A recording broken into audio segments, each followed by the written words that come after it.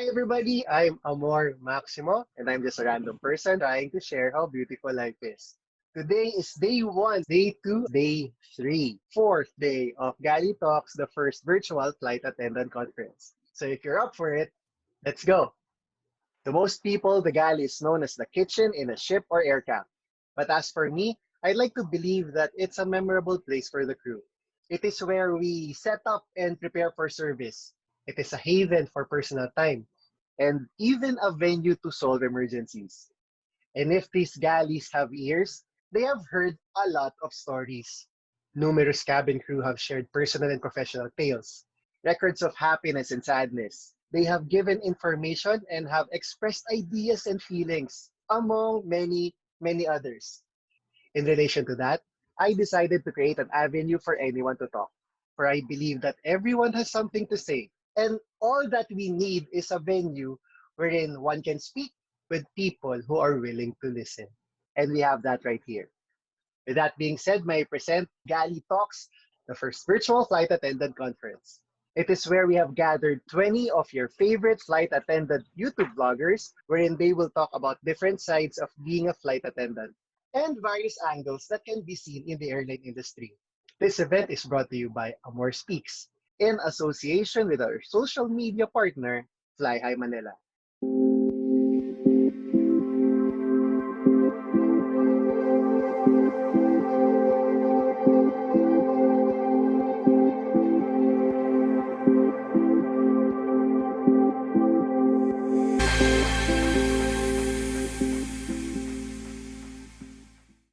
Let's start off with our first speaker, and she will talk about her life as a flight attendant vlogger.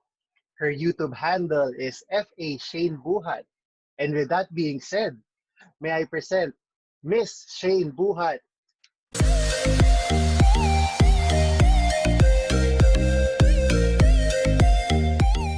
Hi! Hello everyone! Hello mga kalipad and lahat ng mga nandito sa ating first virtual flight attendant conference. And how are you feeling today? Grabe! Ako ay sobrang excited, no? Ayun, daming nag-chat ngayon dyan. And ayun, galing kasi kami ng church and nakakatuwa dahil andito ako ngayon, nakarating na kami on time.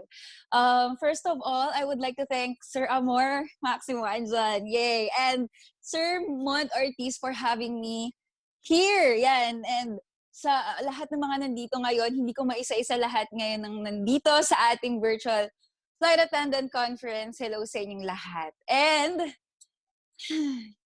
as a cabin crew wants to be a blessing to all aspirants out there, it is a pleasure for me to be here and share my thoughts and experiences. Today, I will talk about my life as a flight attendant vlogger.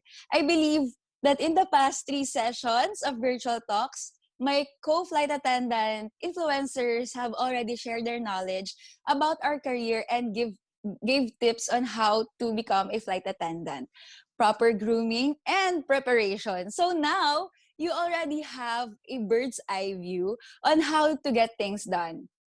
Now, imagine you passed all the requirements and screenings, you passed the training, and now you are a full-fledged flight attendant. So imagine natin yan, naging flight attendant ka na, no? Talagang nakakatuwa, no? yung feeling na isa ka ng flight attendant. Hindi ko mabilang kung ilan tayo lahat dito, pero grabe 'no, yung ano nun, yung heart natin na ito na, nandito na flight attendant natin. Flight attendant na tayo. So, ito na. The question is, what's next? What will you do to make your routinary job meaningful? So, sa tingin nyo, ano ang gagawin nyo, no? Kasi, uh, katulad ng pagiging student, ang flight attendant, parang palagi natin na ginagawa yon. Palagi na natin ginagawa. Ibig sabihin ng routinary job. Ganun din yung sa pagiging flight attendant. Kung darating ka sa time ng life mo na mapapaisip ka na ito yung lagi kong ginagawa, boarding, in-flight, deplaning, ganyan lagi yung maiisip mo. And kung nandun ka na, ano yung gagawin nyo? And that was the same question I had in mind 2 years ago. As a Christian cabin crew, flying for 3 years that time, I also asked myself, what's next for my career? What can I do to be a blessing to those who want to be like me? So I prayed for guidance at that time, and even before I started vlogging, I was answering multiple queries from friends, former workmates, and even strangers. Paano ba maging flight attendant? Ano ba dapat kong gawin, di ba? I believe lahat ng mga flight attendants na nandito ngayon, and even Sir Mond, na nandun ngayon na nandito sa ating conference, na tinatanong, paano po ba maging flight attendant? And kahit kami, no? Nung hindi pa ako influencer, nakaka-receive ako ng mga ganun queries. And napatanong ako, ano ba yung gusto kong gawin para maging blessing ako sa kanila? Lo and behold, last December 2018, as YouTube vlogs became more and more popular, an idea popped in my mind. Yan. What if I'll use this platform to inspire our young flight attendant aspirants? O, di ba?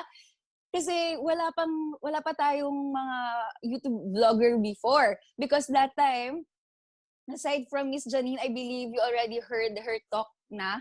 Miss Janine. Hey, Janine! Yun si Miss Janine from a cabin crew from Air Asia. There was no cabin crew vlogger to my personal knowledge who is based here in the Philippines. So, I started my YouTube channel immediately and uploaded my first video. So, yung mga kalipad natin dyan, kung yung mga nakasubaybay sa akin, yun yung layover namin in Shanghai, China. Tapos, yung title niya is Divisoria in Shanghai. O, di ba? Ginawa kong ano, kasi ang gusto ko talagang i-approach nun is like Alex Gonzaga. Kaya yun talaga yung ano ko, parang pares kami din ng personality that time. So, yun yung ginawa ko. So, I listed contents that will definitely help our dreamers. I aim to share my layover journey and gave useful information about my career. So, yun yung naging naisip kong maging purpose ko sa YouTube nung time na yun. Ayan.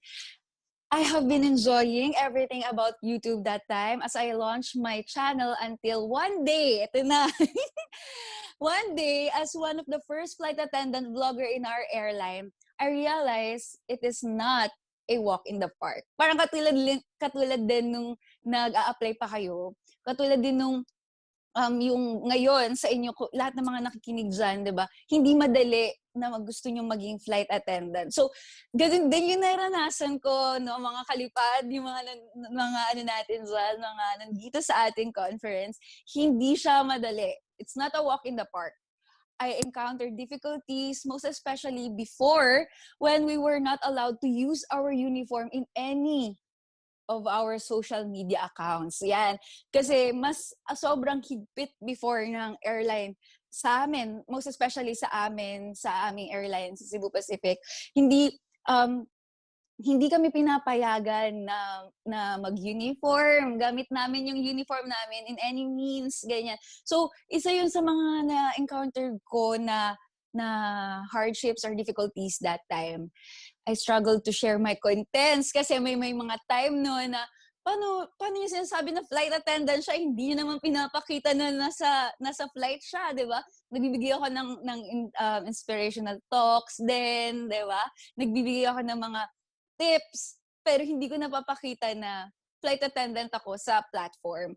Kasi yun din, isa din na reason ko din is part pa din ako ng airline, part ako ng company. So, kung may mangyari is, ako yung ako yung mananagot din. And madami talagang mga restrictions and I respect that. Until, yan, I got the courage to talk to my manager, asked for permission to use our uniform in my vlogs, and finally, they granted my requests, but with restrictions pa din. Ayan. One of the conditions is that I must wear the uniform with pride. Ayan, yung sinabi ng manager talaga, yun yung nakakakilig nung time na yun. Kasi imagine ninyo, no, sabihin ko na flight attendant ako, tapos hindi ako maka-post man lang ng picture or ng something sa YouTube nung time na yun, na nagsasabi na, marami din ako mga comments doon na, flight attendant ka ba talaga? Ganyan. Hindi ko nga mapakita yung ko, di ba? Yung aking uniform, hindi, wala akong yard. and starting that day, I used my social media influence, but also as a tool. Ayan, social media influence as a tool to educate and inspire not only those aspiring flight attendants, but also our youth in general. I see to it that my contents are entertaining. At the same time, I also add other line of contents to portray other varieties in my channel. Ayan na, pumasok na yung syempre, as a YouTube vlogger, na-try ko din yung magmukbang, ganyan. Kasi mahirap talagang mag-grow. Alam lahat ng mga influencers natin ngayon dyan dito na nanonood, yan Sir Maximo, Sir Amor, talagang pag nandun ka na sa YouTube, mahirap i-maintain, no? Mag-isip ka ng mga contents na talagang makaka-engage ka sa mga viewers mo. At yun yung isa sa mga nahirapan. No? Kasi hindi naman lahat pa, no? Hindi pa lahat na gusto talaga maging flight attendant. Kaya naman, napaisip ako, ano ba yung pwede kong gawin na mag-grow yung channel ko at the same time, makatulong din ako sa mga flight attendant aspirants natin. And, ayan na, fast forward, I am now here in front of you, talking as a flight attendant vlogger with 40,000 plus followers on Instagram, 140,000 plus subscribers on YouTube, and 680,000 plus followers on TikTok. Hindi ko siya piniflex, mga kalipad. Lahat ng mga nakikinig ngayon, hindi ko siya piniflex to boast, but to inspire you. Blessing para sa akin na to have a big number of subscribers and followers. And now, I encourage you to be a blessing too when you get to have your own wings. Dadating ang panahon na kaming mga nandito, si Sir Amor, si Sir Mond, si Miss Ina nandito ngayon na nanonood, nandito sa ating conference, and other influencers natin na I believe napakinggan nyo na sila. Darating ang panahon na kaming mga nandito sa conference na to ay mawawala na sa industriya. At ikaw na nakikinig ngayon, nandyan ngayon sa bahay nyo, nandito sa ating Zoom conference, ang may kakayahan na i-reach out ang next aspiring generation na gustong maging flight attendant. Remember, you don't have to be a vlogger. You don't have to be a vlogger too. There are a lot of ways to share your journey and personal experiences in order to inspire people.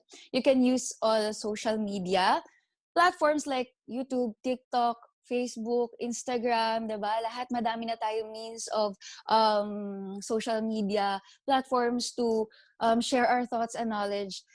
And we can use these tools to reach out dahil katulad mo, yung mga nanonood ngayon sa nandito ngayon sa ating conference, katulad mo, marami din ang nagdadalawang isip na magpatuloy, pero kailangan pala ng konting push, 'di ba?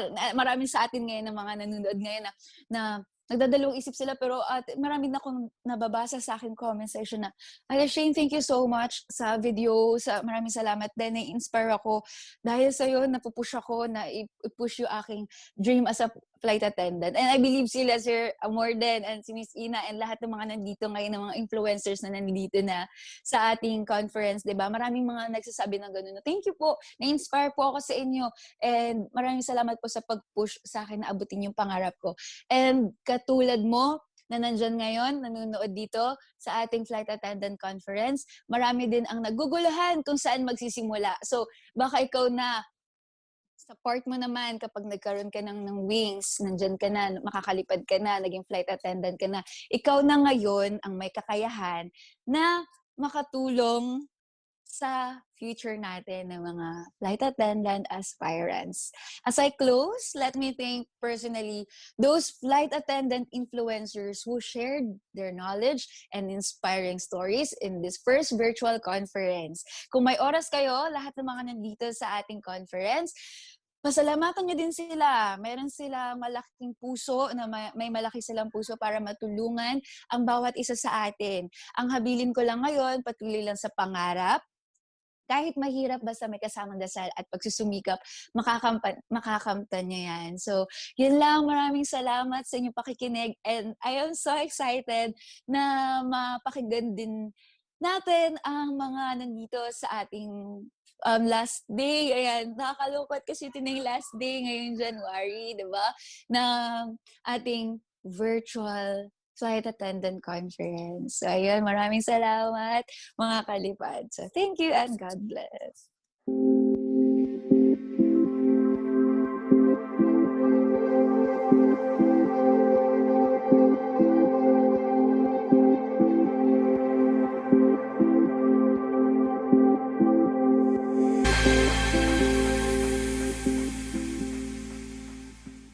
And for second speaker, she'll be talking about Real Talk Flight Attendant. Her YouTube handle is Nicole Javier.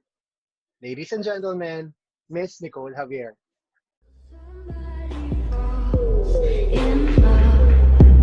Hi! Naiya ako, sobra. But yeah, good afternoon everyone. Bati po muna ako. Unang-una sa lahat, thank you Sir Amor for having me here, for inviting me. Para ma-meet ko kayo lahat and my co-speakers, thank you. And sa mga future flight attendants natin, ayan. So before that, pakilala ko po muna yung aking sarili. I'm Nicole Javier. I am 23 years old and I am from Bacoor, Cavite.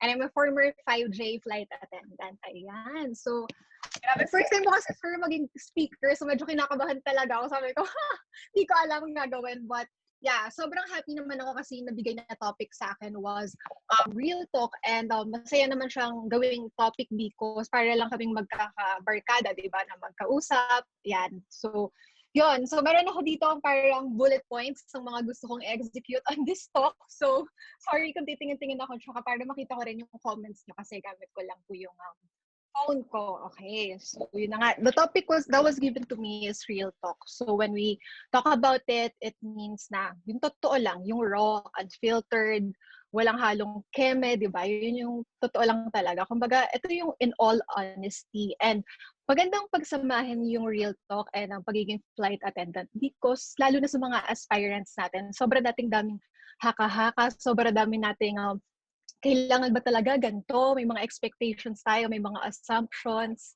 So, ayun, nakikita ko yung comment, Barbie Forte. So, ayun. Sana maging successful to nga talk ko na to. So, yun na nga. Start na ako. Start ako sa childhood experience ko. Sa childhood ko, lagi kong, di ba guys, lagi tayong tinatanong nung bata tayo parang, what do you want to be when you grow up? Or kung anong gusto mo paglaki mo, ganyan. Sure ako na marami sa atin, yun talaga sinasagot, yung magiging flight attendant. And isa ako sa inyo, isa ako sa mga nangangarap talaga na maging flight attendant. And, yun. When I was a kid, ang hilig ko noon is yung magrampa-rampa, yung mag-feeling ako, model ako, ganyan. Lakas ng loob ko talaga na bata ako. Tapos, lagi ako nagsusuot ng scarf, tapos may skirt, tapos naalala ko maleta. So, ganyan lagi ako, narampa ako, ganyan. Parang katuwaan lang sa bahay pag may mga may mga events sa bahay, no? Yun, ganun, ginagawa ko. And then, nung high school ako, yan, gusto ko pa rin mag-FA. Tapos, naalala ko, meron kaming parang career orientation day wherein pwede namin suotin kung ano yung gusto namin. And girl, talagang dinala ko yung maleta. Maleta namin na ang laki-laki sa school noon. So, yun talaga. Sabi ko parang, gusto ko talaga siya eh. Kasi pag tinatanong ako bakit, kasi sabi ko gusto ko makapunta ng ibang bansa para mabisita ko yung grandparents ko, ganyan. Ganun yung mga simple reasons ko. And syempre, yung travel na din, di ba? So, before entering college, naalala ko, ang akala ko noon, yan, dito na tayo sa mga akala. Ang akala ko noon is kailangan tourism graduate ka. Diba? Parang kailangan tourism yung course mo para maging flight attendant ka. Pero sabi sa akin nung relative namin na flight attendant, sabi niya, ano ka ba? Hindi, kahit basta 4 years, 2 years, ganyan. Sabi niya, kung ano yung gusto mo, yun yung gawin mo. Kasi wala namang requirement na kung anong course. So, I took up mass communication kasi kahit gusto ko rin yung tourism, wala kaming pera. Sabi ko, gusto ko mag-tourism, kaya lang, puro travel, ganyan-ganyan. Sabi niya, mag-communication ka na lang. Sabi ko, so sige, sabi ko, communication, sabi ko, parang naisip ko, uy, okay din to. Kasi, sabi ko, dito may improve yung communication skills ko. At least dito parang mahahasa ako. Kasi syempre kung gusto ko maging flight attendant, number 1 point talaga and requirement syempre is a good communication skills. So sabi ko, sige, okay na to. Go na ako dito. Tapos, yon, fast forward to my graduation day nung college, yon, graduate na ako, sabi ko, andito na ako sa real world. Ano bang gagawin ko? Saan ba ako magsisimula? Tapos sinanong ko sa sarili ko, ano nga ba ulit yung gusto ko maging? Sabi ko, maging flight attendant. So, ito na yon, start na, April graduate ako, May 1, I think nakita ko na mayroong hiring yung Philippine Airlines Express. Yan. Sabi ko, sige, sabi ko, lakas ng loob ko nun. Sabi ko, wala akong ka-experience. Sabi ko, pero push, go lang. Sabi ko, kasi at least, try ko, at least next time, kahit hindi mo na ako matanggap, may, may background na ako sa pag-a-apply. Kasi, syempre, mahirap rin naman yung tingin sa internet, tapos hindi mo naman na-experience. So, kumbaga, gusto ko talaga siya maranasan. So, ayun na. Parang, ang schedule ko noon is 9 a.m. start ng screening or yung impact interview. Parang 6 a.m. pa lang ando na ako kasi ang layo. Ang layo talaga ng bahay namin from Cavite. Tapos sobrang traffic. Sabi ko, sige, punta na ako doon ng maaga para kahit hindi ako matanggap, uwi na ako agad. Hindi masakit masyado. Kasi naman mag-intay ako doon ng matagal. Tapos hindi rin pala ako matatanggap. Sabi ko, at least, okay na sa akin. At least nakaka-move on na ako mag-aga pa lang. So, yon. So, pagdating ko doon, 5 kami. First 5, kasama ako doon sa pangatlo ata akong dumating na super aga. So, ayan na, normal screening process, parang first 5 papasok sa loob, tapos tingin-tingin ng kamay, ng height, tapos bigay ng resume, ganyan. And to cut the story short, parang out of 400 applicants, 7 lang kami natanggap noon. So, syempre ako, tumawag ako kagad sa dad ko kasi naghintay siya sa labas. Kasi probinsyana ako so hindi ko pa talaga alam kung ano yung mga areas doon kasi siya yung familiar sa Pasay. So, tumawag ako, sabi ko, paano tanggap ako, ganyan. Tapos, ayun, fast forward, nagkaroon kami ng, in-invite na ako for panel interview. Tapos, ayun na, okay naman siya. Kasi parang, ang way ko lang rin ng pagsagot sa mga questions sa akin, yung parang ganito lang, yung parang bang, simple lang, para lang kaming magkakilala na. Kasi para sabi ko, parang kung kakabahan ako, kung masyado kong ipoporma, lalo akong kakabahan. Sabi ko, lalo akong mawawala. So, ayun, okay naman, sobrang bait talaga ng mga interviewers. Akala ko nga before, parang sobrang strict sila, parang sobrang talaga nilang gigisahin. Kumbaga, parang kung sa thesis, talagang sila yung panel na kakatakutan mo, pero hindi. Sobrang bait nila. And talagang, during that stage, I think, is talagang doon nila kinikilatis yung personality mo if fit ka talaga for that role or that position. Tapos, yun na, fast forward na ng executive panel interview, yun na talaga yung pinaka-nakakakabang nangyari sa buhay ko. Kasi, andun talaga yung mga bosses ng PALEX, andun yung vice president and president. So, yun, to cut the story short, then sa part na yan, hindi rin ako natanggap. Sabi ko, hindi ko natanggap. Sabi ko, akala ko kasi manatanggap na ako. Kasi syempre, lumusot-lusot na ako ng first interview, di ba? Parang sabi ko, parang akala ko yun na eh. Kasi pinasuot na rin kami ng scarf ng PALEX. Sabi ko, akala ko yun na. So, yun, pauwi na kami ng bahay. Sobrang umiyak ako noon sa jeep kahit nakakahiya, kahit pinagtitinginan ka ng tao. Sabi ko, parang naiyak-iyak naman ako. Tapos ano lang rin yung tatay ko. Tapos, pag uwi ko ng bahay, magulgol talaga ako. Tanong ng nanay ko, bakit? Ba't di ka natanggap? Sabi ko, hindi ko alam. Kasi, real talk lang, hindi talaga nila dinidisclose kung saan ka nagkulang, ganyan, kung may kulang ba sa communication skills mo, sa grooming mo ba, or what, di talaga nila dinidisclose. So, yan, syempre, para mapapaisip ka, saan nga ba ako nagkulang, ganyan. Pero, nung time na yon, hindi ako nawala ng pag-asa. Sabi ko, parang the next day, sabi ko, ay sige, sabi ko, try ko naman sa iba. Kasi sabi ko, di ba, Mishi, meron talagang ganun sa ba? Parang hindi mo alam kasi prepared ka naman Prepared kang dumating. Yung Q&A, for sure, nire-review natin yan. Tapos, ayun, the next day, pagkagising ko, sabi ng mother ko, hindi ka try natin sa Cebu Pacific. Kasi isa rin siya sa mga nagpupush sa akin na maging FA. Ako, hindi ko talaga sa totoo lang. Wala sa plans ko yung Cebu Pacific na pasukan ng airlines. Ang taas ng standards.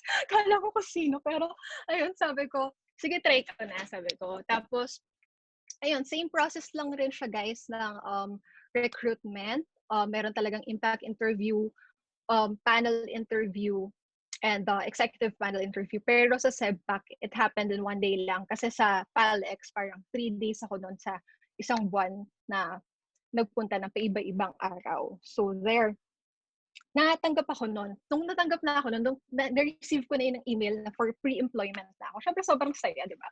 Kasi andun kala mo, andun na yung pangarap mo. Nung nasa PALX ako, I thought my dreams was shattered. Akala ko, hanggang doon na lang. Sabi ko, hala, hindi na ako magiging FA, ganyan-ganyan. Meron pa palang binigay and nilaan si Lord na opportunity para sa akin. Yung para bang sa inyo talaga. So there, akala ko madali, pero hindi. Akala ko yung time na yun, na na-receive ko yung email, yun na yun, magiging FA na ako, pero hindi siya ganun kadali.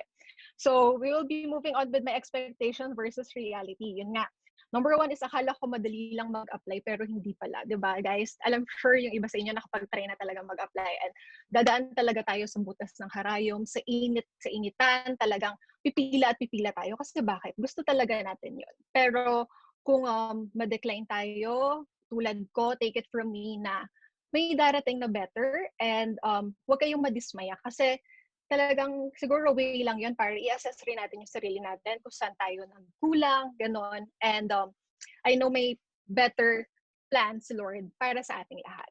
And second is, akala ko madali lang yung training. So, nung nag-aaral ako, simula ng lahat ng inaral ko from grade school, high school, and college, wala akong study habits. Medyo tamad talaga akong mag-aral. So, maasa ako sa mga stock knowledge lang, ganyan. Feeling sa stock knowledge. Pero, dito nung mag-training ako, sabi ko, shit, ang hirap pala. Kasi ang daming binigay na handouts, yung manuals, 2, pinakita sa amin. Sabi ko, aralin ba ito lahat? Ganyan. Sabi nila, oo, yan talaga yung memorize mo by heart.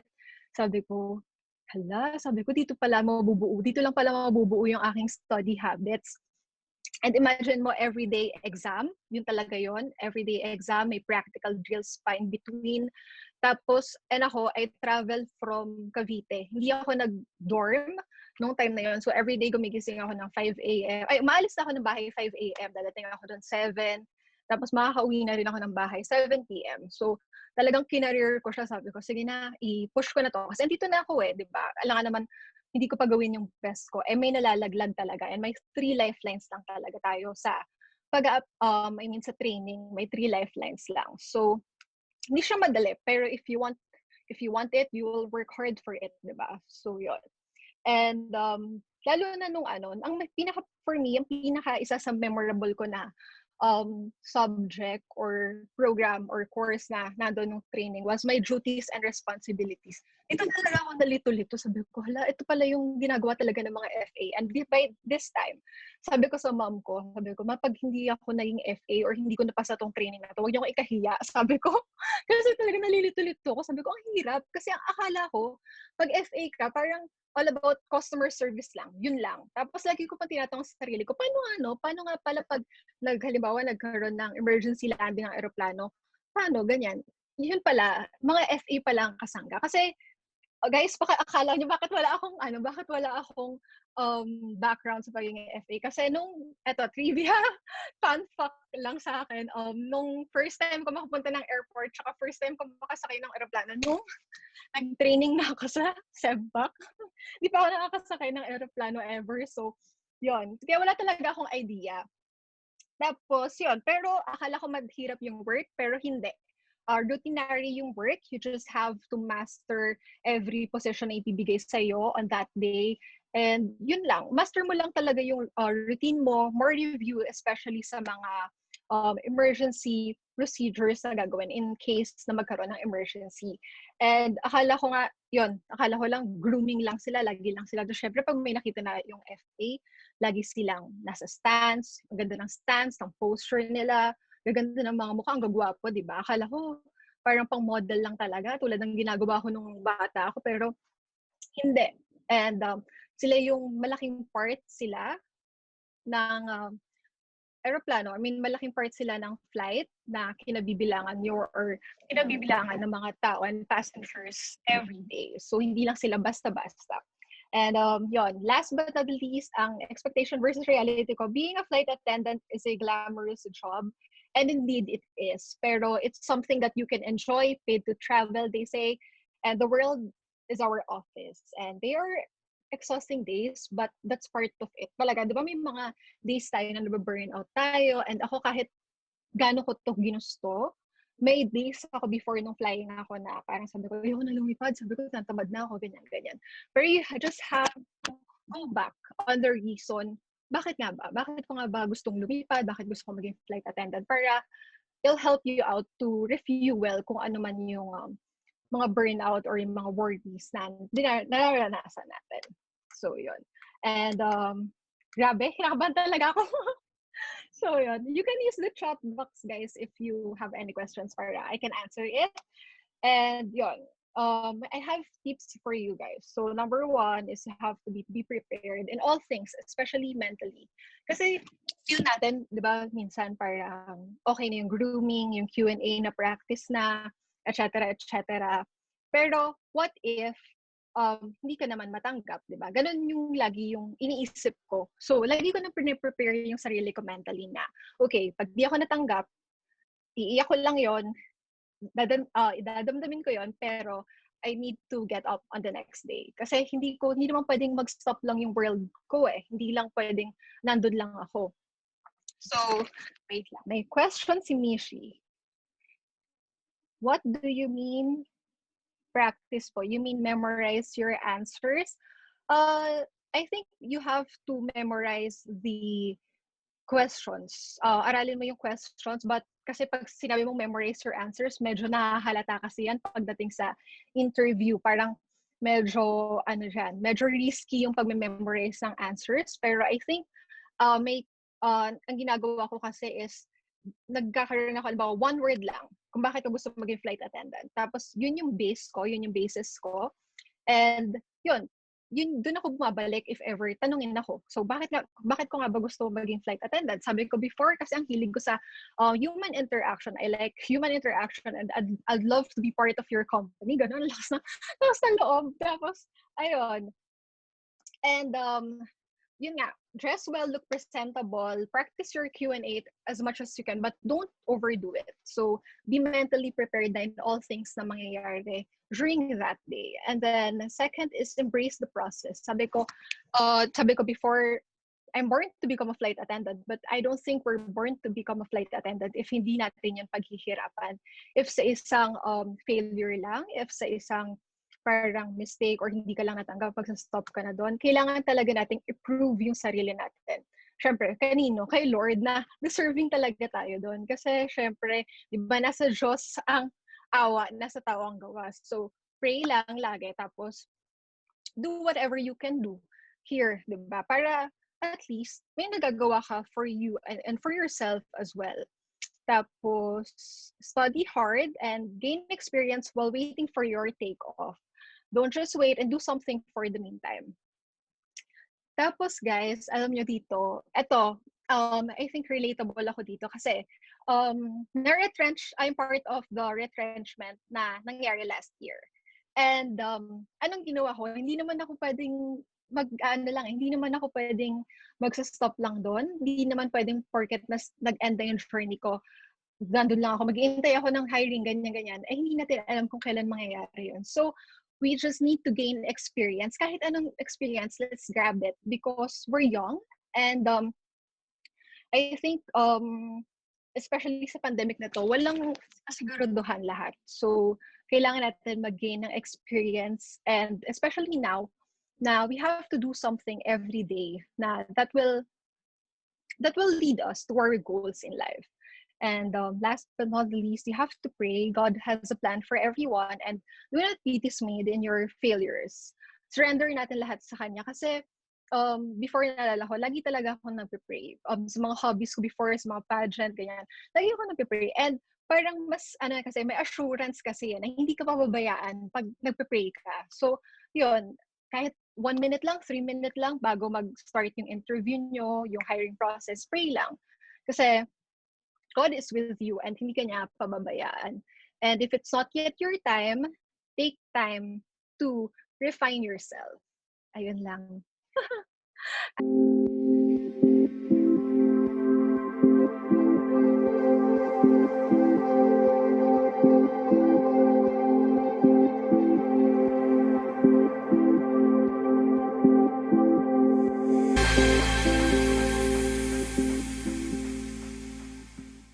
Let's go on. Let's go and welcome our next speaker. She will be talking about the importance of preparation for your flight attendant application. Her YouTube handle is Jermaine De Guia.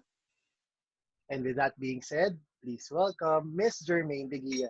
Wow!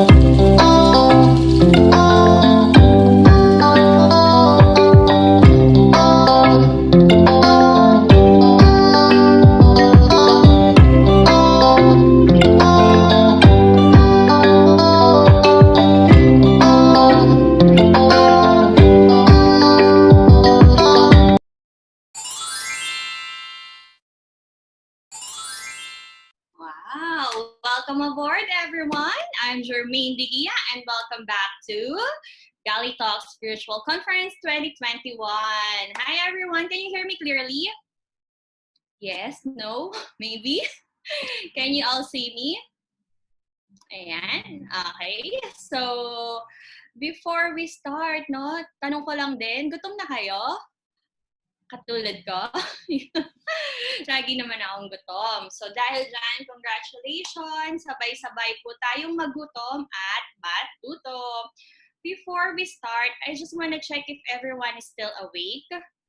So yeah, I will be giving a prize for those people who will give the correct answer. Just please type the answer in the chat box, and then Sir Amor, yan, papahelp na lang ako kay Sir Amor, who will be the first person who will be typing the correct answer. Are you all ready, guys? Okay. So 3 questions only. Yeah. So for the first question, may drum roll. Sino sa mga speakers natin dito sa conference ang naging part noon ng prestigious pageant na Binibining Pilipinas? At na-awardan din siya, guys, ng Miss Friendship. So who knows the answer? Let's check. Wow. Wow. Okay, so MJ De Los Reyes is the first one. Actually, hindi pa tapos yung tanong. Alam na niya. Oh, Miss Ida, MJ De Los Reyes. Miss Ida. Subscribe at nanonood sila ng mga vlog ng ating mga speakers, Sir Amor. Alright, so let's move on to question number 2. What is the capital of Australia? Oh, aba talaga matatalino, malulupit. Okay. Okay, so ang first answer came from Candace Goldcake, Canberra. Ano kasama ba ito si Candace? Ang Candace? Joke lang. Okay lang. Practice lang yan, practice. Refreshing the memory. But after Candace is Amira. Depende daw sa premyo kung babawiin ni Candace yung sagot niya o hindi. Oh, iPhone wow. din ba ito? iPhone din. ibang level ang price ni Miss Candace dapat. Sa pagkain, masaya na ako. So, ayan, ayan, Pareho tayo okay. dyan. Okay, so expect Lala move of food to your place. Pero for the next one, you gave the answer. It's Amira Cheng, Canberra. Same Wow. as Candace. Congratulations, Miss MJ, Miss Candice, Miss Amira. So thank you, Sir Amor. You're guiding me with this one. But this is the last question. So for the third question naman, fill in the blanks. Yan. If you guys have been watching my YouTube vlog, sa magkakaalaman tayo dito, this is my closing note for everyone. Yan. Closing note ko yan. Kumbaga mantra ko yan. Blank as if everything depends on you, and blank as if everything depends on God. 2 answers. Yes, Sir Amor, that's right. 2 answers, guys. Go! Sino pinaka-cute? From Ira Calosa, work and play. Tama ba? Tama ba? I think dapat sabihin, no? Dapat sabihin ni Ira. Nakasama yung sagot niya para alam natin na tama. Yan, sige. That's right, Sir Amor. para nagkakaroon ng chance yung iba mag-isip eh. Oo. Blank as Ira, if Ira. everything depends on you, and blank as if everything depends on God. Ayan. Nawala. Ira, kaya ba, Ira? Para to confirm na tama ang answer, can you say the complete line? Gagabayan ka ni Ira. Gagabayan ka ni Jermaine. Yan, medyo natumpak naman, Sir Amor. Hindi lang mabuo ba? Yan. Yun. Work as if everything depends on you, and pray as if everything depends on God. So that's, yan. Tinignan ko lang kung gising pa kayo. Baka medyo nakakatulog-tulog na. Congratulations to all the winners. Thank you. And yes, we will be coordinating the prize as well. So you can just message me, or I'm gonna be messaging you on your Facebook. Alright? So without further ado, let's get started. Sabi nga ni Miss Barbie Fortesa, ni Miss Nicole Javier, our previous speaker, na importante ang preparation. So, importance of preparation for FA application. So, that's going to be my topic, right? For the first part of my talk, there are 2 areas that I will be discussing. First, bakit nga ba importante mag-prepare for flight attendant application? And the second one would be, Miss Jermaine, kailangan nga ba talaga magkaroon uli ng flight? Kailan nga ba talaga magkakaroon uli ng flight attendant application? So, let's talk about the first one. First one, is it really important to prepare for flight attendant application? My answer is a big yes. Always remember, success, of course, when opportunity meets preparation. To be honest, I'm really proud to each and every one of you. Why, Miss Jermaine? Because you made a firm decision to be part of this Galley Talks virtual conference. Many have been called, literally, tinawagan ko, I asked the cell phone number, I tried to send tons of voice messages, many have been invited. But you guys, you made a firm commitment to be here. I can say that this is you preparing for a better future ahead. And all of you have been listening to our successful flight attendant speakers for the past Saturdays, right? We have been inspired by their stories, and I firmly believe that their success, it's not overnight. For my case, it took me 9 years. Yes, guys, 9 years to prepare before I finally became a flight attendant with Qatar Airways. Pero ang galing talaga ni Lord kasi on my first try, pumasa agad ako. And that leads me to the second question. Ma'am Jermaine, kailan nga ba talaga ulit magkakaroon ng flight attendant application? Kailan ulit magkakaroon ng hiring? We're talking about preparation, pero kailan nga ba talaga? Only God knows when. But what I can assure you is that the airline companies are doing their very best to come out stronger like never before. Pero di ba, ang sarap sa pakiramdam, yung tipong pag nagkaroon tayo ng flight attendant recruitment, alam mong ready ka, and ikaw mismo alam mo sa sarili mo na may ginagawa ka papalapit sa pangarap mo. You did not waste one day. You're being proactive. You're maximizing every single opportunity that will lead you closer and closer to your dream. And that is the reason why this topic is really close to my heart. Because while I was waiting for God's perfect time to open a flight attendant recruitment day for me, God led me to other opportunities. What I'm about to share now, ladies and gentlemen, is not only how to prepare to become a flight attendant, but how to prepare and pass in every single job interview, and also how to become exceptional in your field of choice. Siyempre, proud member of Sir Amor's team, exceptional ako. Diba? Did you know that before applying for Qatar Airways, I also had an interview with Oman Air, and I passed. I also had an interview with Saudi Arabia, and I also passed. If I have, even if I have zero background in aviation industry, and even if I'm not tourism graduate, and in every interview I had in the past, I just keep on passing. Wow, Miss Jermaine, ang galing-galing mo naman pala. Nope, not at all. Wala akong pinagkaiba sa inyo. Kung kinakabahan kayo, kinakabahan din ako ngayon. Diba?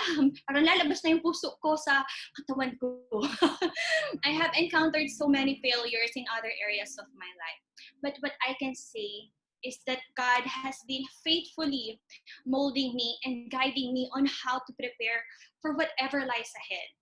And now I am here in front of you today with a goal in mind, and that is to help you how to prepare, not only as a flight attendant, but more so to become a champion in life. We're from different walks of life. I know someone here who's a working student from Cebu. Kahit anong pagod, lumalaban siya para sa pangarap niya. Meron dito, nurse sa Saudi, one of you guys. Pero sa puso niya, gusto niya talaga maging flight attendant. One of you here, I can see you right now, engineering student, but still hoping one day that she would be able to wear the flight attendant uniform she's been dreaming of.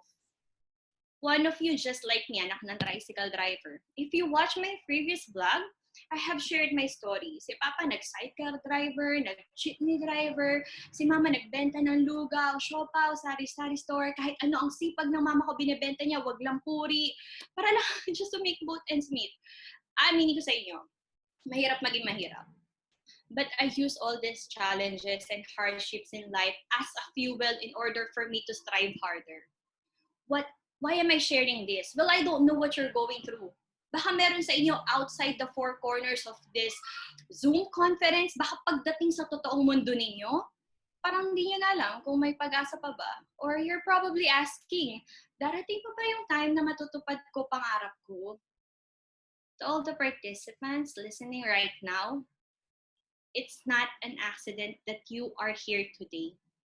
God wants to remind you to continue fighting for your dream. Because you can, and you will be the next flight attendant. Meanwhile, we have to be prepared. One of you messaged me, Miss Maine, right now I'm currently working as a call center agent because I want to enhance my communication skills while waiting for the flight attendant job hiring. I believe that's a smart move because that's what I personally did back then. I applied in an American company, itago natin sa pangalang JP Morgan Chase, yan. Thinking that I will become a call center agent. But after my interview with the vice president, he offered me the job as a financial analyst. During that time, that was global economic recession, wherein a lot of people all over the world are struggling to look for a job, and employed people are actually losing their jobs. Just like what we're going through right now with this global pandemic, with coronavirus, with the UK strain, right? But how did I end up getting a job in a multinational company at the age of 20 years old? And take note, guys, I still have one more semester back in college before the actual graduation. So yes, hindi pa ako graduate, I already signed the job contract. I will never forget the question of the vice president back then. Jermaine, sabi sa akin ng vice president, why should we hire you? When in fact, you haven't finished your last semester. What if you don't pass your grades for your last quarter? And I politely answered him. I looked straight forward into his eyes, firm voice, with confidence. Sir, I never fail, and I will do whatever it takes to pass. Lo and behold, I got the job. I'm an official financial analyst in a multinational company. I had an opportunity to stay in Dallas, Texas, in USA for training. I had my 10 years US multiple visa. That was my first ever flight in US Dallas, Texas. First time ko nakasakay sa aeroplano, panahon pa ng global recession. And how did I prepare for the job application? The idea is the same on how I have prepared for my flight attendant application. First na, you have to research about the company you are applying for. And I have a great news for all of you guys, because in my YouTube channel, I made a detailed vlog on how are you going to pass the flight attendant recruitment day. You can go check out my playlist in my YouTube channel. I only have a very limited time right now, but that would be your assignment. And because that's what I did before. I want to become a flight attendant and I want to prepare. So I watched Miss Ruth Ramos, Miss Stays with Kat, and together with other flight attendant YouTube vloggers. Kasi kung gusto mo maging flight attendant, kanino ka makikinig? Diba? Sa mga naging flight attendant na. Tama or mali? Trust me. Pinanood ko paulit-ulit yung mga YouTube vlogs nila, even 100 times. Pati mama at papa ko, mga tao sa bahay, halos kabisado na nila susunod na sasabihin kasi paulit-ulit kong pinapanood. Yes, pinapanood ko lang sila before. And ngayon, nakakasama na natin sila dito. And in God's perfect time, ngayon, nakikinig kayo sa amin, pero next time, kayo naman yung magiging flight attendant at mag-i-inspire. Yan. Sa mga next generation of future flight attendants, diba? Pay it forward, baby. I got a comment. Ms. Jermaine, in your YouTube vlog, why do you have to mention as minor details as bring your pen, black, blue, red?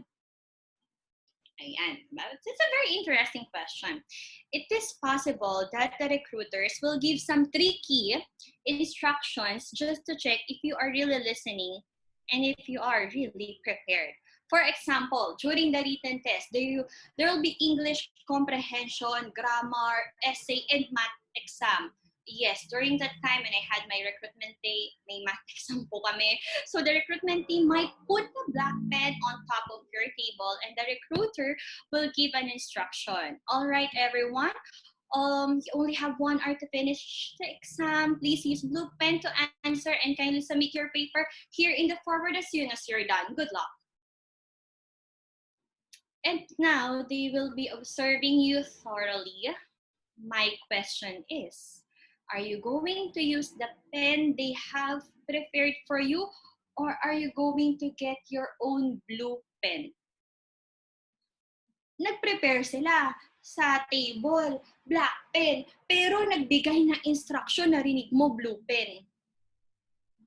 I would strongly recommend you follow the instruction 100% because once you become a flight attendant, they will also check your listening skills, your situational awareness, and if you are prepared for every single flight. You might be thinking, was there any incident wherein I failed to prepare for my flight? Well, I will be honest to all of you guys, yes.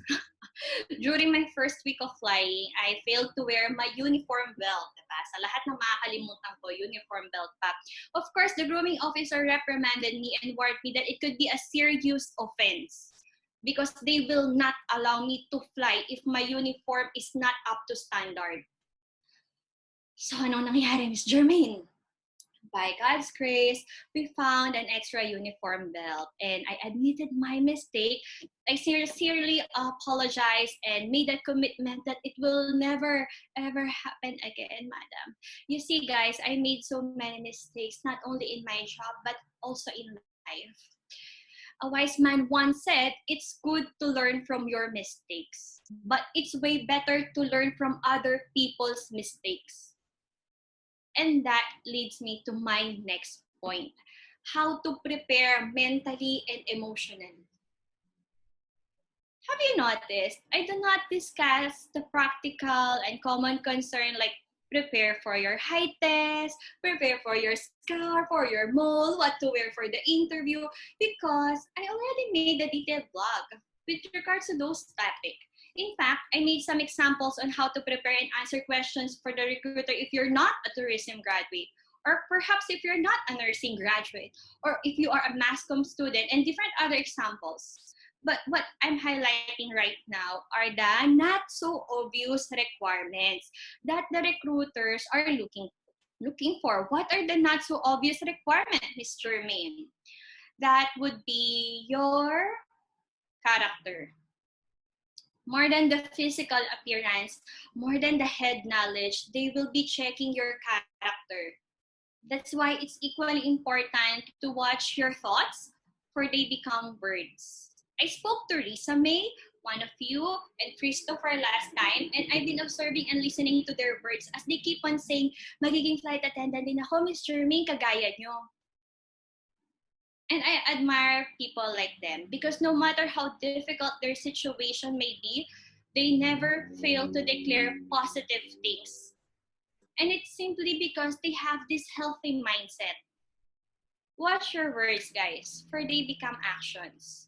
Watch your actions, for they become habits. Watch your habits, for they become character. Watch your character, for it will become your destiny. And I strongly believe that you are destined to become a flight attendant. Whatever struggles you're going through right now, some of you here are students and probably struggling with your modules and online class. Some of you here are working students and facing a lot of stress. You do not even know how to juggle your time with all the responsibilities that you have to accomplish. And I know some people who are already working as a ground attendant, nurse, OFW, and I know someone here feeling disheartened, hindi na alam kung makakapag-college pa ba, or wala nang very magulang yung pamilya para mag-tuition pa. Kung ikaw yung tao na nahihirapan ngayon, nawawala na ng pag-asa, napapagod na maghintay, nagsasawa na sa mga pagsubok ng buhay, I'm gonna tell you this. Do not give up. Because God is not giving up on you. You have come this far. Your time will come. The struggles that you're facing right now is preparing you for a better future ahead. And my humble request, pag kumikita na kayo, I would strongly suggest learn to set goals and be wise with your finances. Kahit gaano pa kaliit or kalaki yung kikitain ninyo, always remember, it's not how much money you earn, but how much money you save. Educate yourself on how to prepare to experience financial freedom in the future. Bakit po, Miss Jermaine? Kasi ang goal natin ngayon is maging flight attendant kayo. And I'm sure you will. But the question is, what's next after you reach your goal to become a flight attendant? There will be temptations as you enjoy the lifestyle of a flight attendant. I'm not going to deny that. Temptation to shop, temptation to enjoy all the parties and clubbing, temptation to spend, and all kinds of temptations. And to be honest, I had my own fair share. I had some fun as well. You can definitely enjoy, but if I may suggest, know your limit. Be reminded of your goals, your purpose, and why God brought you there on the first place. Masarap sa pakiramdam yung natupad mo yung pangarap mo at nakita mo yung bunga ng pinaghirapan mo. Laki ako sa hirap. I know how to start from scratch. Pinangarap ko na mabigyan ng maging hawang buhay yung pamilya ko, yung magulang ko. That was my goal. How about you? Do you know your goals in life? Do you know your purpose? As early as now, if I may suggest, write down your goals. Always remember, if you have a goal, write it down. If you do not write it down, you do not have a goal. You have a wish. If you write it down, it sets off a chain of events that will change the trajectory of your life.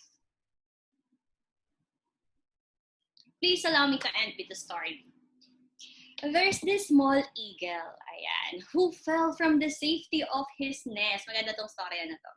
A chicken farmer found the eagle and brought the eagle to the farm and raised him in a chicken coop among with his many chickens. So itong baby eagle, eaglet na ito, namuhay siya as a chicken. Nabuong akala niya, siyang chicken.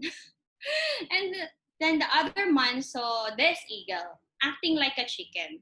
Itong lalaki na to, expert pala pagdating sa mga eagle. Sabi niya, there's so much potential in this eagle. He was born an eagle. He has the heart of an eagle, but why is he acting like a chicken? Sabi ng chicken farmer, hindi na yan eagle. Chicken na yan. He's now a chicken because he had been trained to be a chicken and he believed that he is a chicken. Then the eagle expert tried to convince the eagle that he is an eagle and not a chicken. He shouted, "Spread your wings, mighty eagle, stretch forth and fly." And then the eagle looked down, walked back to the chicken fence, and stayed with the other chickens. Sabi ng chicken farmer, nakita mo na? Sabi na nga sa'yo hindi na eagle yan. Then the next day, the eagle expert guy came back again. This time, he asked the permission of the chicken farmer if he can invite the eagle together with him. Yeah, may conference pala yung mga totoong eagle. Ayan, nasa Galley Talks conference. And then this guy brought this eagle into the mountain. The man held the eagle on his arm and pointed high into the sky. Then he shouted, "Spread your wings, mighty eagle, stretch forth and fly, conquer the sky." The eagle looked up into the sky, stretched his massive wings. His wings moved slowly at first. Then surely and powerfully, the eagle started moving its wings. And then the eagle flew. The eagle flew really high. Ladies and gentlemen, today we just taught you how to fly. But the real battle is once you start going back to your own life, your daily routine, the reality of your situation, when people start saying, hindi ka magiging flight attendant, wala tayong pera para dyan. Hindi ka magiging successful, hindi ka naman magaling. FA conference ka pa dyan, bagsak na aviation industry dahil may COVID virus. Kailan pa magkakaroon ng hiring? Hindi ka naman magaling mag-English? Hindi mo kaya yan? Over-age ka na para dyan. Ay nako, hindi ka kagandahan at kagwapuhan. Magaganda katulad lang nila Ma'am Nicole Javier. O gwapo lang katulad nila Sir Amor. O cute katulad ni Sir Mond Ortiz ang nagiging flight attendant. O, diba? Ladies and gentlemen, at the end of the day, the choice is yours. Are you going to live like a chicken or are you going to spread your wings and fly high like the mighty eagle? You know what? The mere fact that you are here today, that is the eagle inside of you fighting for your dream. That is the eagle inside of you stretching your wings. You are here because you are an eagle destined to fly. And when you fly, fly high. God said in the Bible, "But those who trust in the Lord will receive new strength. They will fly as high as eagle. They will run and not get tired. They will walk and not grow weak." From the book of Isaiah chapter 40, verse 31. Ladies and gentlemen, let the eagle inside of you come out, spread your wings, and fly high. So with that, I'm Jermaine De Guia. Please allow me to say, prepare as if everything depends on you and pray as if everything depends on God. Thank you so much, everyone.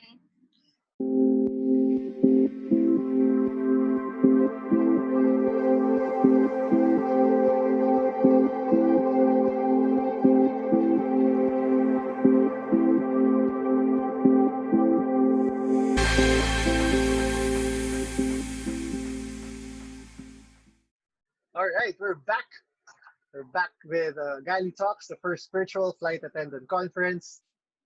And for our next speaker, she will talk about flight attendant life lessons. Her YouTube handle is Candace Gold Vlogs.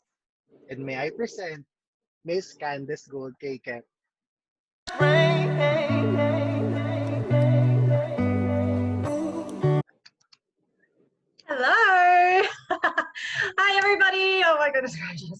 I'm so nervous.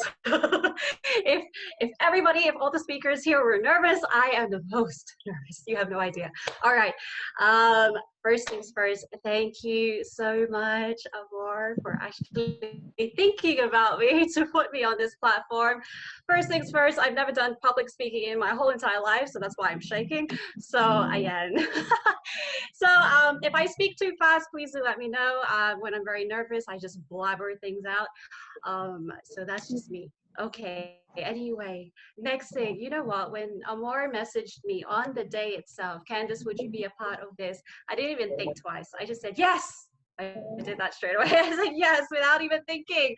And I think I was the first one that said yes. But anyway, and then a week went by, or month, and then I remembered that, oh, shoot, I'm part of a conference. Okay, yes. So I started writing things down and stuff, threw it in the bin, wrote another what do you call it, a script, threw it in the bin. Hi, Anne Sokilo, and hi. I love you, Anne. All right, there we go. So yeah, so I wrote another script, threw it in the bin until there were like 2 months that I had nothing to say. So to be honest, I have nothing to say. And then I went to the first conference the first day, and I listened to the speakers, and I just wanted to go under the ground because I'm like, oh my gosh, who am I? What am I going to teach these people? What am I going to do? Do they really want to listen to me? I lost my job. That was the first thing that came to my mind. So yeah, this is me blabbering around. I'm going to teach you about life lessons of being a flight attendant. So first things first, I'm going to introduce myself. Haba-haba na yung sinabi ko, but that's not even the start yet. So anyway, so I'm Candace Gold, last in KCAP. I have been flying, or I was flying for 12 years. I was 2 years with Cebu Pacific, and then 10 amazing years with Emirates Airlines. Okay, so I'm now 32 years old. So yeah, shout out sa mga 30-ish. Mga 30-ish people. So yeah, and 2 years with Cebu Pacific. I started at 19 years old. I started flying at 19. I didn't know what I was doing. I didn't know what I was putting myself into. There was nothing like this back in the day. So I was just like a headless chicken running around the farm. So yeah, so I just copied everybody else basically. So the first things first, number one, life lesson of being a flight attendant. Know your deepest why. O, diba? Parang nag-connect yung mga namin today because we're always saying, know your why, know your why, know your deepest why. Start with your why. Why? Because, because you know what, when things get, when the worst, how can I say this? When, oh gosh, see, I've lost my words already. I haven't even started yet. All right. So when you hit rock bottom, the only thing that can save you is your why. And it's happened to a lot of us, a lot of our flight attendant. I'm sure everybody here that are speakers know what I'm talking about. Yes, it's your dream. You reach your dream. And then you ask yourself, okay, what's next? Why am I here? Or you realize that it's not glamorous at all. And then you're like, oh, I have to clean a toilet. You're scrubbing the floor of the toilet and you're like, why am I here? So yeah, so always remind yourself why. What is your deepest why? Why? It's not only being a flight attendant, but it's also in life itself. Why are you in the position you are today? Why do you think God put you there? Why do you think is your purpose? What's your purpose? And number two is why, for the why part, actually, you know, I started with Cebu Pacific 19 years old. I didn't have a why. So that's why I went off the rails a lot of times. And let's not go into that, shall we? But anyway, but we went off the rail. I went off the rails a lot of times. I nearly lost my job with Cebu Pacific, surprise, surprise, because of this, because I didn't know why. I just remembered hearing my dad. He was a frequent flyer. And he would say amazing things about flight attendants. And I said, okay, I want to be that. So, but when I realized what a flight attendant really is, customers throwing food in your face, shouting at you, insulting they don't even know who you are, and you're just like, okay, have a great day. Thank you for flying with Emirates. so so when I went to Emirates, I chose a why. So my deepest why was because I wanted to serve. So it made me happy to see other people smile. It made me happy that even though it wasn't me making them smile, but if they smile at me, I'll smile back. So that was my deepest why. And then I got married. And then I had kids. So the whys change. So always make sure that you catch up to your why. Number 2, be careful of your inner conversation. Does anybody know what this inner conversation is? How many of you here have told yourself that you're going to do this, you're going to be great at this, and it's still you yourself that talked yourself out of it? That's the inner conversation. Be careful of that inner conversation. It happens to us every single day. Right now, I'm having my inner conversation. so it's crazy, right? We have a battlefield inside our mind, and it's up to us and how we control it. So did you know that 87% of our inner conversation is actually negative? Can you imagine that? Try to find the 20%. Try to stay on that 20% side. Because I know 87% sounds big, but the 20% is stronger. So yeah. So number 3, fight your time with the Lord.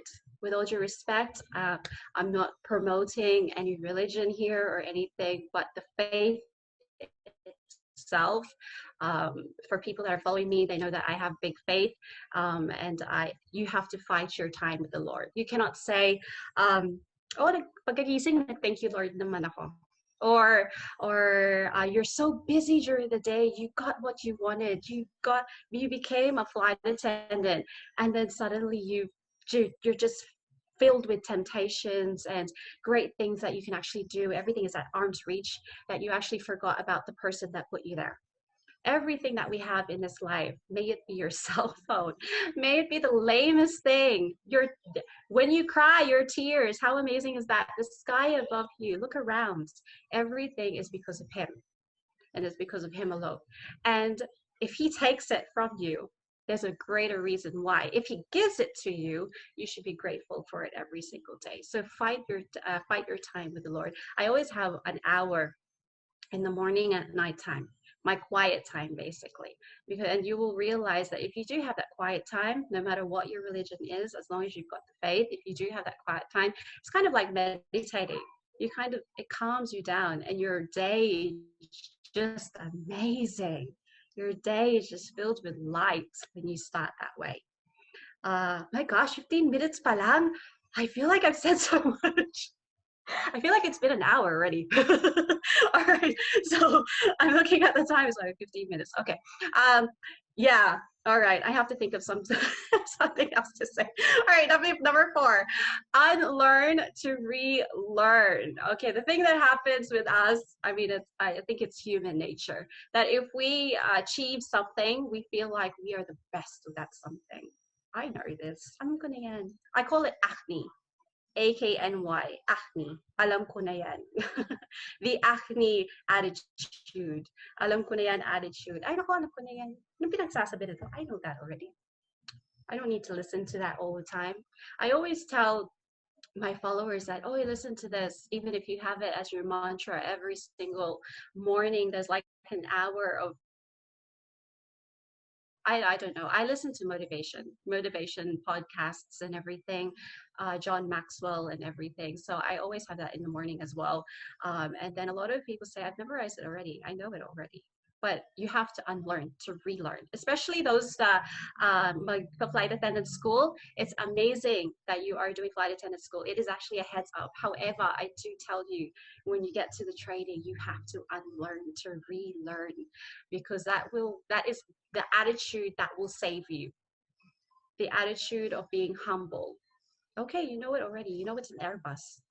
Okay, but are you willing to work with everybody else that doesn't know that information yet? Or are you going to be annoyed?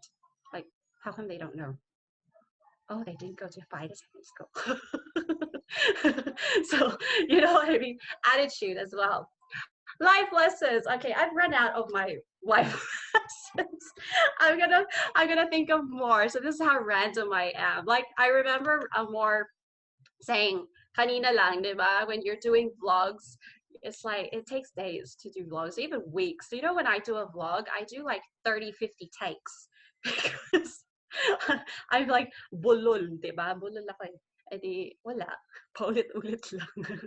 Ganyan lang. Edit lang. O, diba? And then when it comes out, perfect. O, diba? Kala mo walang ano eh. Kala mo dire-diretso lang eh. That's a life lesson as well. You have to go through the bumps in order for you to, there's no such thing as perfect. You should get it out of your system. Practice makes perfect. There's no such thing as perfect. Practice makes development. Practice makes improvement, but it never makes you perfect. Okay, because the only thing that's perfect in this life is God. Okay, yeah. Who likes Winnie the Pooh here? Winnie the Pooh and what's his name? Piglet. Oh, Piglet. Sorry. Oh my gosh, I forgot his name. What's his best friend's name? Piglet, diba? Okay. All right, so they were having a conversation, and I love this conversation. Winnie the Pooh said, "They say we only live once." And then Piglet said, "No, my friend, we die once, but we live every single day." So live your life every single day. Yeah, you must have tripped over. You could have spilled a drink on red wine on a customer. People make mistakes every single day, but we live every single day. So the minute that we are allowed to wake up, that's a miracle in itself that God has woken us up today, because some people don't wake up. So when you wake up in the morning, be thankful, be grateful, and live that day again. Write down your achievements that day, so that you focus on your achievements and you don't focus on, ay, hindi ko nagawa to. Ay, naku, ano ba yan? Sayang yung araw ko. Write down your achievements and focus on your achievements, and it will make you, grabe, dami ko palang nagawa, di ba? Ang dami ko palang nasabi, 19 minutes pa lang. Diba? So, ayan, I'm running out of words. Oh goodness, I really wanted to talk for like 30 minutes, but goodness gracious. All right, anyway. So this is always prepare yourself. This is so ironic for me to say prepare yourself, and I'm not prepared at all for today. But I'm prepared mentally, because I know what I'm going to say. However, written, I didn't write it down, which reminds me of what Jermaine said earlier, and it hit me, because when she said that if you think of something or you have a goal, always write it down, because there's a quote, and it says, "The faintest ink is more powerful than the strongest memory."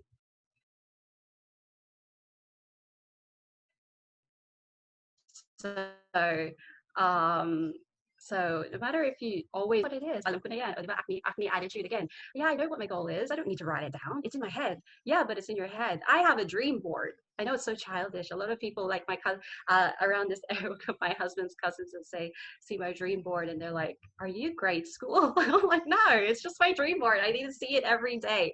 Law of attraction. If you see it every day, you think about it, you smell it. So it attracts, it gives you the motivation to move on in life, right? What else can I talk about? All right. So, sorry guys. This is just me. Candace Gold vlogs right here in the flesh. I'm not so perfect, am I? I'm just your typical, normal girl. Yes, there's also a quote here about the inner conversation. Actually, it's like the inner conversation is the reason why most people take their greatness to the grave. So that's why they say the richest place on earth, or the richest place on earth is actually the cemetery, because it's where a lot of people had greatness and they were too afraid, or their inner conversation took over, that they weren't even able to invent something that they wanted to invent, or they weren't able to do something that they really wanted to do. And so don't bring your greatness to the grave. Share it to the world, because I'm sure the world would appreciate you if you do share it. So I'm going to leave you with that. So thank you so much for watching. This is Candace Go Vlogs. So you're a friendly flight attendant. All right. So thank you so much, guys.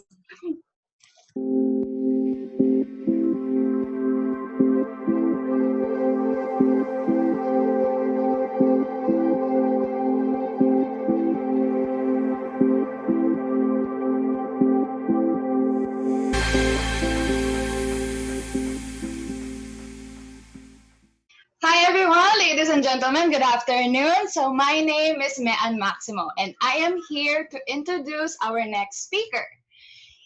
He doesn't need any introduction. His YouTube handle is Amor Maximo. He will talk about love at first flight.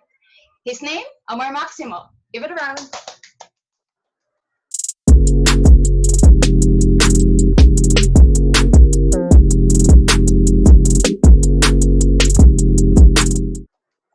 Hi, thank you very much, man, for the introduction. First of all, thank you for having me here.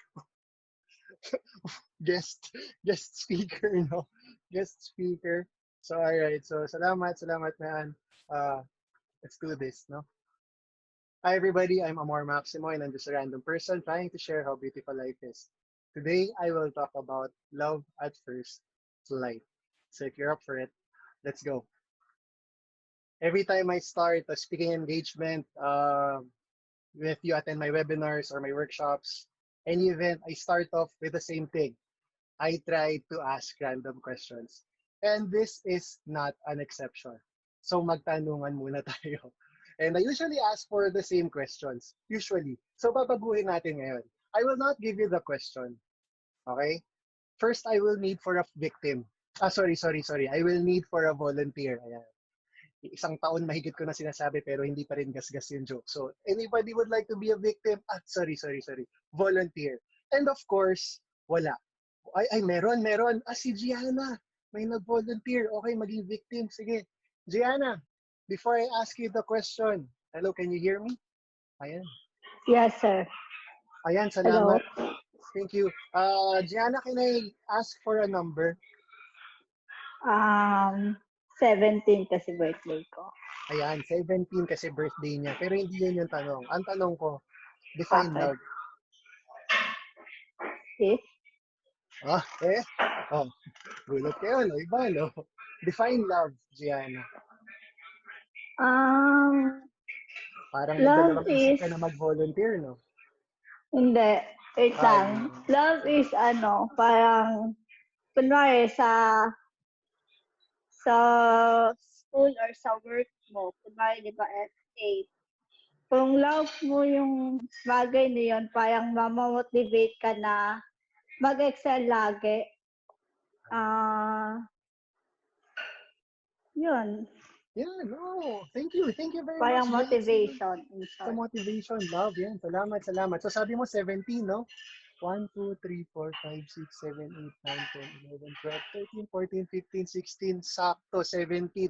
Karen Kedit. Karen Kedit, credit. Hi, ayan. Habang tinatanaw mo ang Mount Mayon, maaari ka ba naming marinig? Mount Mayon ba yan? Naku, sinasadya yata ni Karen na hindi ako naririnig. Sige, alam ko na yung style na yan. Tanungin natin yung katabi. Next page, sino yung katabi ni Karen? Si Pat Morante. Naku, alam ko online to. Sumagot to kanina eh. Pat, are you there? Pat, nandiyan ka pa, Pat, ipapasa mo ba? Oo, Amoy, pasa na lang natin sa katabi ko. O sige ha, yung katabi mo, si Mayrick. Ito, sigurado ako sasagot to. Mayrick Razon. Man, I know you're there. Come on. Wag. Office. May stylean ako eh. Yung katabi ni Mayrick, si Kath. Nandito pala si Kath. Kath, can you? Kahit audio lang? Alam ko sumilip ka lang eh. Yes. Hello. everyone. Oh, di ba? Na-live natin si Kat. Hi, and first off, congratulations on your new baby. Oh, thank you. No video muna kasi naman. Of course. But happy to have you here at nakasilip ka. Before I ask you, do you have any message to everybody here? First of all, again, I apologize. Last week I wasn't able to go live kasi yun na nga, hindi pa ako makapagsalita kasi may hiwa pa ako. But I hope everybody's enjoying this webinar. First time ko din mag-pop in kasi grabe, sobrang busy, may toddler tapos may baby. Pero ngayon may konting time. So, Salamat. All right, with that being said, and I can, same question for you, Kat. Define love. Ayan. Define love. Masyado naman. Love is like rosary full of It's full of mystery. mysteries. Perfect. No, but seriously, maganda yung sinabi kanina nung isang na it's motivation. Maganda yung answer niya. Kasi, Yeah. di ba, when you love something, you're pushed to do better at what you're doing. Yun. All right. So thank you, Kat. So just like what Candace mentioned, I know my topic, but I wasn't sure what to talk about. I know the pressure of being the last person to speak. Oh, Amor, ginusto mo to eh. Gusto mo last ka. Sige. But the pressure to be the last person to speak is thinking of things that, ano ba yung hindi nila mamimension? And I am certain that whatever I will say right now is something that they have mentioned already because like what I said, though we are all working in the entertainment industry, more or less we have the same invisible thread that combines our minds and tells us to speak from the heart. So let's talk about love at first flight. So let me try to look at it at a different approach. I define love as something that is not meant to be explained. Instead, it is something that is supposed to be felt. Yan, ako yan. But with that being said, how can I talk about it if I say it is something that is supposed to be felt? Now, we see love has different definitions. It depends on the people. Just like what Gianna said, motivation. Just like what Kat said, it's a mystery full of mystery. It's like a rosary full of mysteries. But really, I see some of you trying to think, how do we define love? If I was asked the question. So let's look at it from the definition of Webster's dictionary. It is defined as a strong affection for another arising out of kinship of personal ties. It is attraction based on physical desire, affection, or tenderness felt by others. It is affection based on physical desire. It is affection based on admiration, benevolence, or common interests. Warm attachment, enthusiasm, or devotion.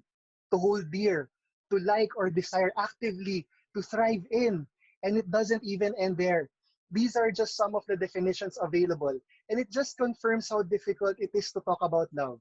So how can I discuss my love for the industry if love in itself is so difficult to define?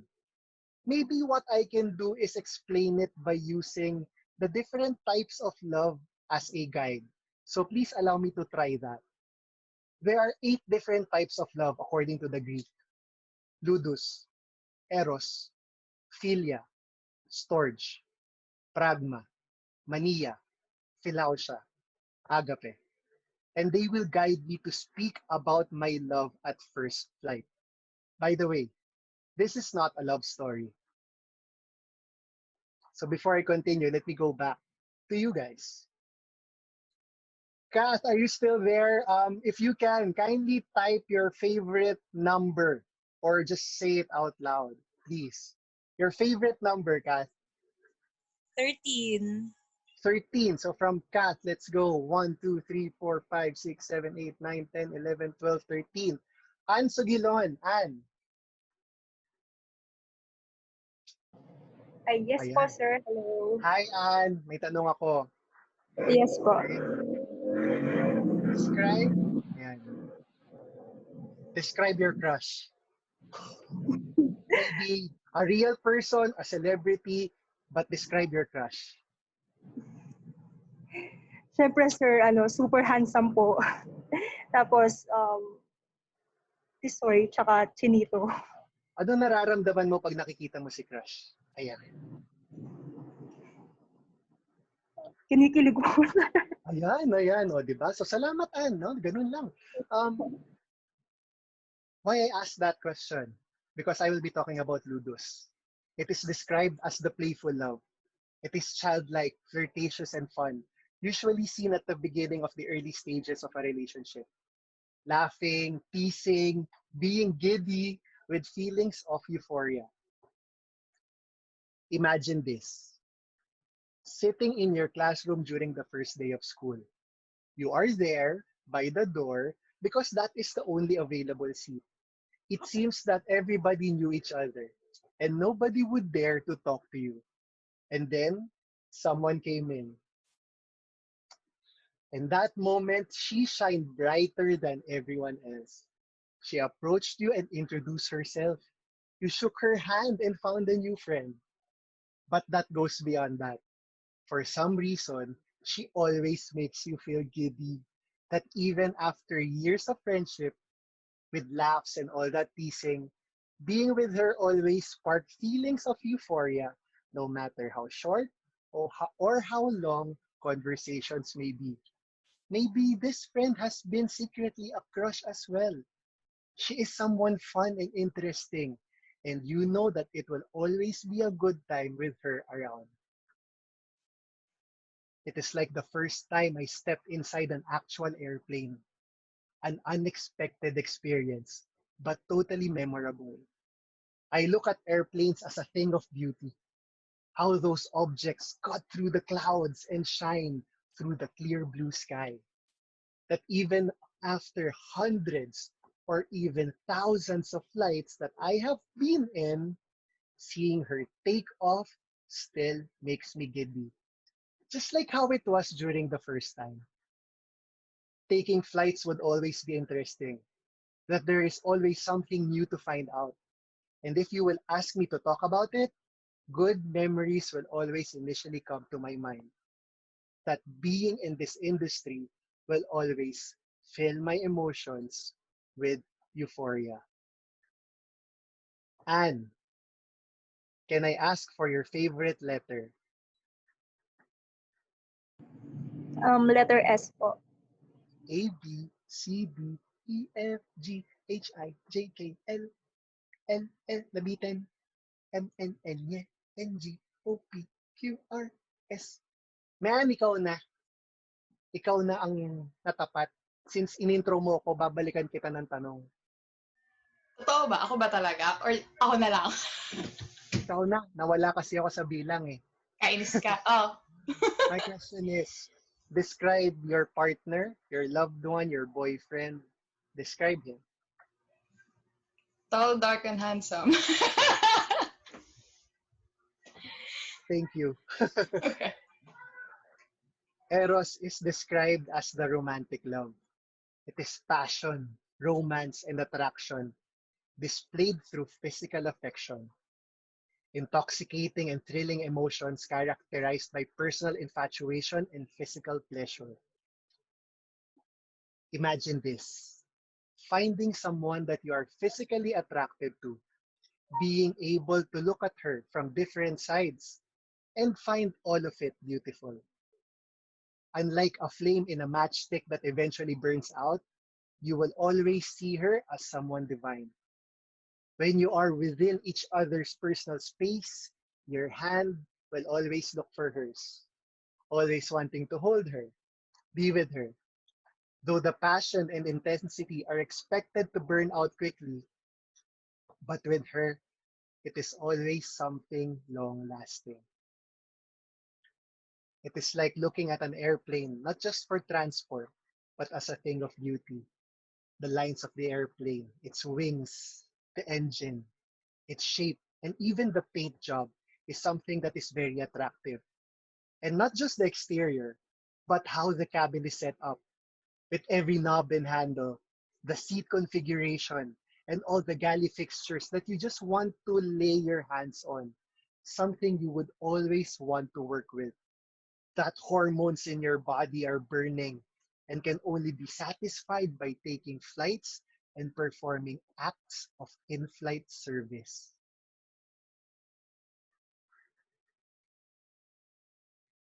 Christopher, Labio, meron ka bang best friend? Yes po. Can you describe your best friend to us? Best friend ko is someone who I can always run to whenever I have problems. Um, he is someone who listens very well. It's not that siya yung tipo na magbibigay ng tips or ng advice. He's just there to listen because that's what I need him to be. And he's always that person. Oh, salamat, man. That's a very nice description. And that is philia. Philia is described as the affectionate love. It is love between equals, something that occurs between friends. Being platonic and often involves feelings of loyalty and camaraderie. It is also being able to trust, confide, and give respect.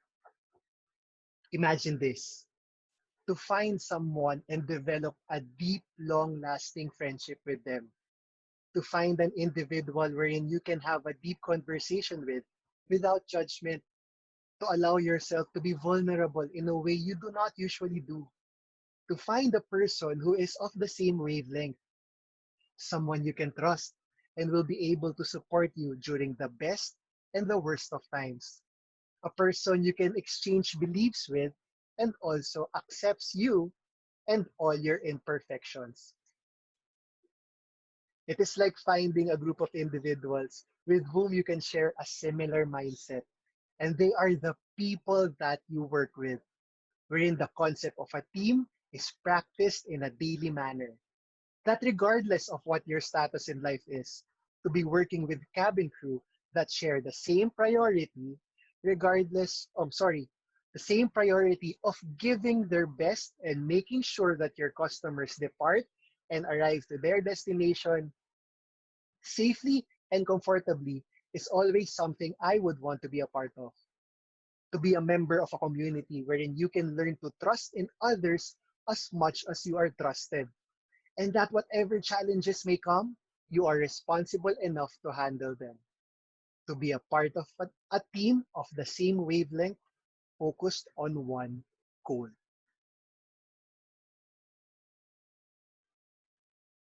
Ayan, di na ako nagna-number, dinediretso ko na ha. Ayan Blanco. Yes, sir. Good Um, afternoon. Hi, good afternoon. Hello po. First off, I just want to say how impeccable your grooming is for the 4 days of our conference. Thank you very much for always Thank you. for looking your best. Salamat. With that being said, can you kindly describe your parents? Oh Pwede my God. umiyak, okay lang. How can I describe someone that I wasn't given the opportunity to have to? Sorry, I don't have parents. I don't Ah, know. I'm but sorry. the memory, like something that the memory that makes you think of them. The thing is that both of my parents gone when I was like 2 months old by the accident. Oh, okay. So again, apologies if the question wasn't tailor fit It's for okay, you. sir. No It's worries, okay. but I will ask you a different question later. So tatalon muna ako sa katabi mo na si David James Diction. David James, I see you're in the office, background office. Can you kindly describe your parents for me?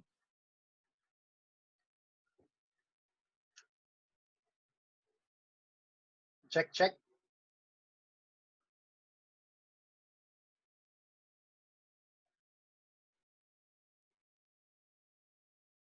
Is your audio okay, David?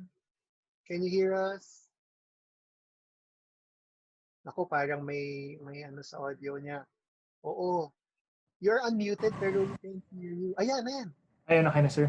Ayan, yes, please. So can you kindly describe your parents for us? Wait lang, sir. I only have a mother, sir. Yeah, still a parent. Thank you.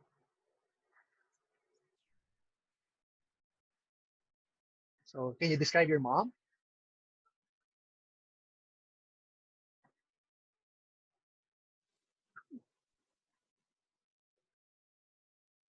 There's something ano sa audio, no? Oo, it's okay. Don't stress about it.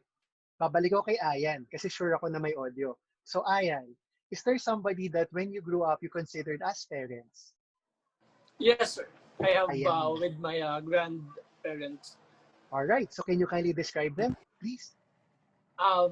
they are they're always to support. They're always willing to support me at which I'm really thankful kasi because of them na feel ko na hindi ko na feel na wala akong mga tunay na parents. Yeah. So yeah, All right. they're Thank very you very supportive. much. Thank you, Ayan. I know it might be a touchy subject, pero thank you very much for still answering. Yes, sir. And this is actually a perfect example of the next one, coming from Ayan and from James Storge. It is described as familiar love. It is primarily associated with kinship and familiarity. It is built upon acceptance and an emotional connection shared between family members and sometimes close family friends or childhood friends that is later shared on as adults. Imagine this: to find someone in your life that you have built a relationship with, enforced by blood, memories, and familiarity. It is a given to have these with family members. But to find an individual outside your bloodline and create long-lasting bonds is also unthinkable. They say friends are family that you choose. And whether you like them or not, one loves their family instinctually. And sometimes you find a person wherein you feel the same way. Someone you feel compassionate about, someone you want to protect, someone deeply rooted in your memory. It is like finding unique individuals that you work with and consider them as family members. Build memories that will create bonds characterized by acceptance and growth. And just like love between a parent and a child, the job itself is that. Being a cabin crew has watched me grow, helped me gain values, and allowed me to learn from my mistakes. Just like a parent that provides for their children, it has given me means to live my life. It did not just help me financially, but also improve my quality of life and help me be a better version of myself. And for that, I will always be grateful.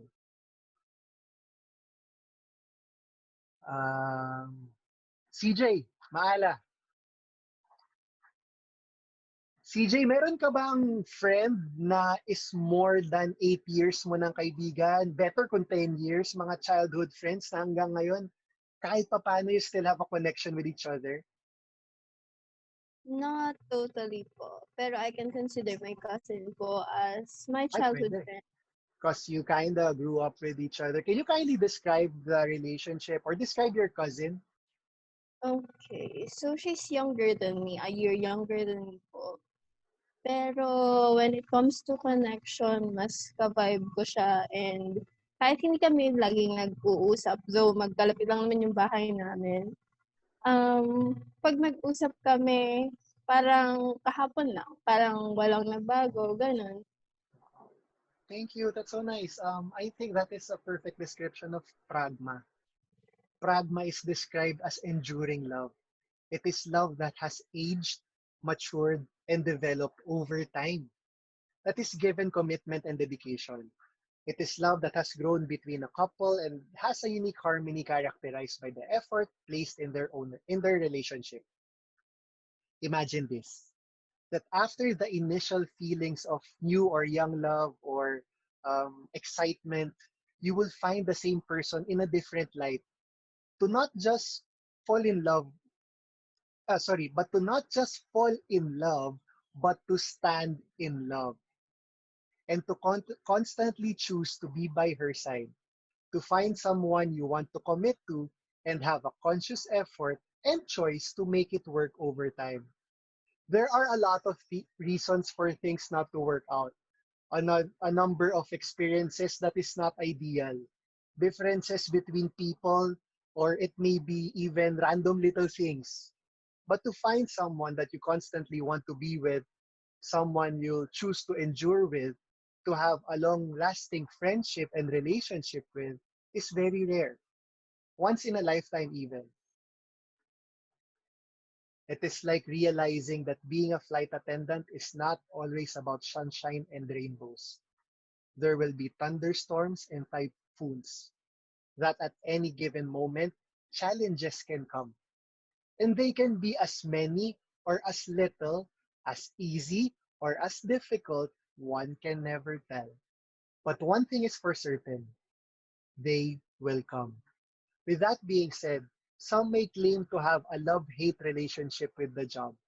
But I say that to foster a long-lasting relationship, one must be ready to work on it.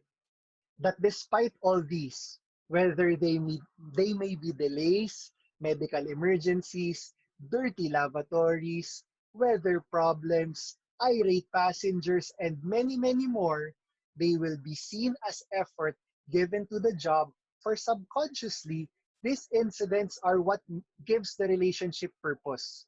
It brings us closer. It strengthens our bonds, for we are willing to make compromises, demonstrate patience and tolerance, and in short, do everything that we can to make it work. We have talked about 5 of the 8 kinds of love.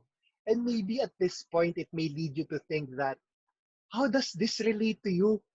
I have mentioned 5 types and described how I felt it while working as a flight attendant. And how will this be applicable to you, an aspirant? Maybe not yet. But I think these last 3 types is something that you can relate to. So tanong tayo ulit. Di na ako magbibilang. Trish Contreras, are you there? Diretsahan na. Tanungan na kagad. Trish, are you there? Oo. Wala si Trish. Tanungin natin yung kapitbahay. Tanya Marquez, are you there? Good afternoon, sir. Hi, Tanya. Can you kindly describe your cabin crew dream? Ano bang nafe-feel mo about that dream? Ang cabin crew dream is, para sa akin, kailangan paghirapan at saka kailangan matyaga. Laban lang. Yung cabin crew dream ko is, of course, to bring my parents then to travel. Yun yung nakikita kong form of success. And, of course, aside from the main priority safety of customers, I look also na i-look ko din yung safety ng mga crewmates ko on board. Salamat. So, na-o-obsess ka, nakakaisip tungkol sa dream na yun, no? Parang ganun. Lagi mo siyang iniisip. Thank you very much. Thank you very much. And that is, by thinking about it, you're talking about mania. Mania is described as obsessive love. It leads a partner into a type of madness or possessiveness. There is an imbalance of love toward each other, and that a person wants to love and be loved to find a sense of self-value. Imagine this. To find someone that you want to be selfish with, a person you want to be overly attached to. With mania, it may lead to a toxic or codependent relationship. However, allow me to look at this in a different light. To find someone you constantly think about, a person you focus to, and by doing such, drives you, inspires you, motivates you to be the best that you can be. Or at least, try to. To be someone worth it for her to spend her future with. That by constantly thinking about her, I find my own self-value as well. That she inspires me to take a step forward, to survive and thrive. It is like aspiring to become a flight attendant, obsessing about the job, being possessive about it, and claiming that it is for you. And not just talk about it like a jealous lover, but working on it to be worthy of having the job. To understand the causes of one's insecurity and try to pinpoint what needs to be changed to be able to become a flight attendant. That when the opportunity comes, all this hard work will be reciprocated as you would have the chance to receive one's wings or at least lead you to where you are supposed to be. Focus on yourself and allow this one-sided love to foster, and let this be the catalyst for you to be able to receive the love or the job that you deserve. Hi, Jefferson Garcia. Gulat siya. Hi, sir. Hello Hi, po. Jeff. Can you, lagi ka nagtatanong sa amin, so ikaw naman makaganti man lang, no? Can you describe yourself? Myself, I am imperfect, but I am striving to be the best version of myself every day. I keep learning, I keep improving, and that's it po. Can you talk about something that you love about yourself? What I love about myself is that I'm stubborn in a good way. It's because when I want something, hindi pwedeng hindi ko makukuha. I need to work hard for it, pray for it, para makuha ko siya. That's nice. That's nice. Thank you, Jefferson. Thanks, Jeff. So that is Philausha. Philausha is described as self-love. It is recognizing your self-worth and acknowledging your responsibility for your well-being. It is having a healthy self-compassion kind of love towards oneself. Imagine this. Realizing the importance of nurturing our relationship with ourselves can affect how we see life as a whole. To be able to love others, one must learn to love oneself. Be a blessing before receiving blessings. And by knowing this, it allows us to gain more self-confidence, and it will also influence how we interact with the world.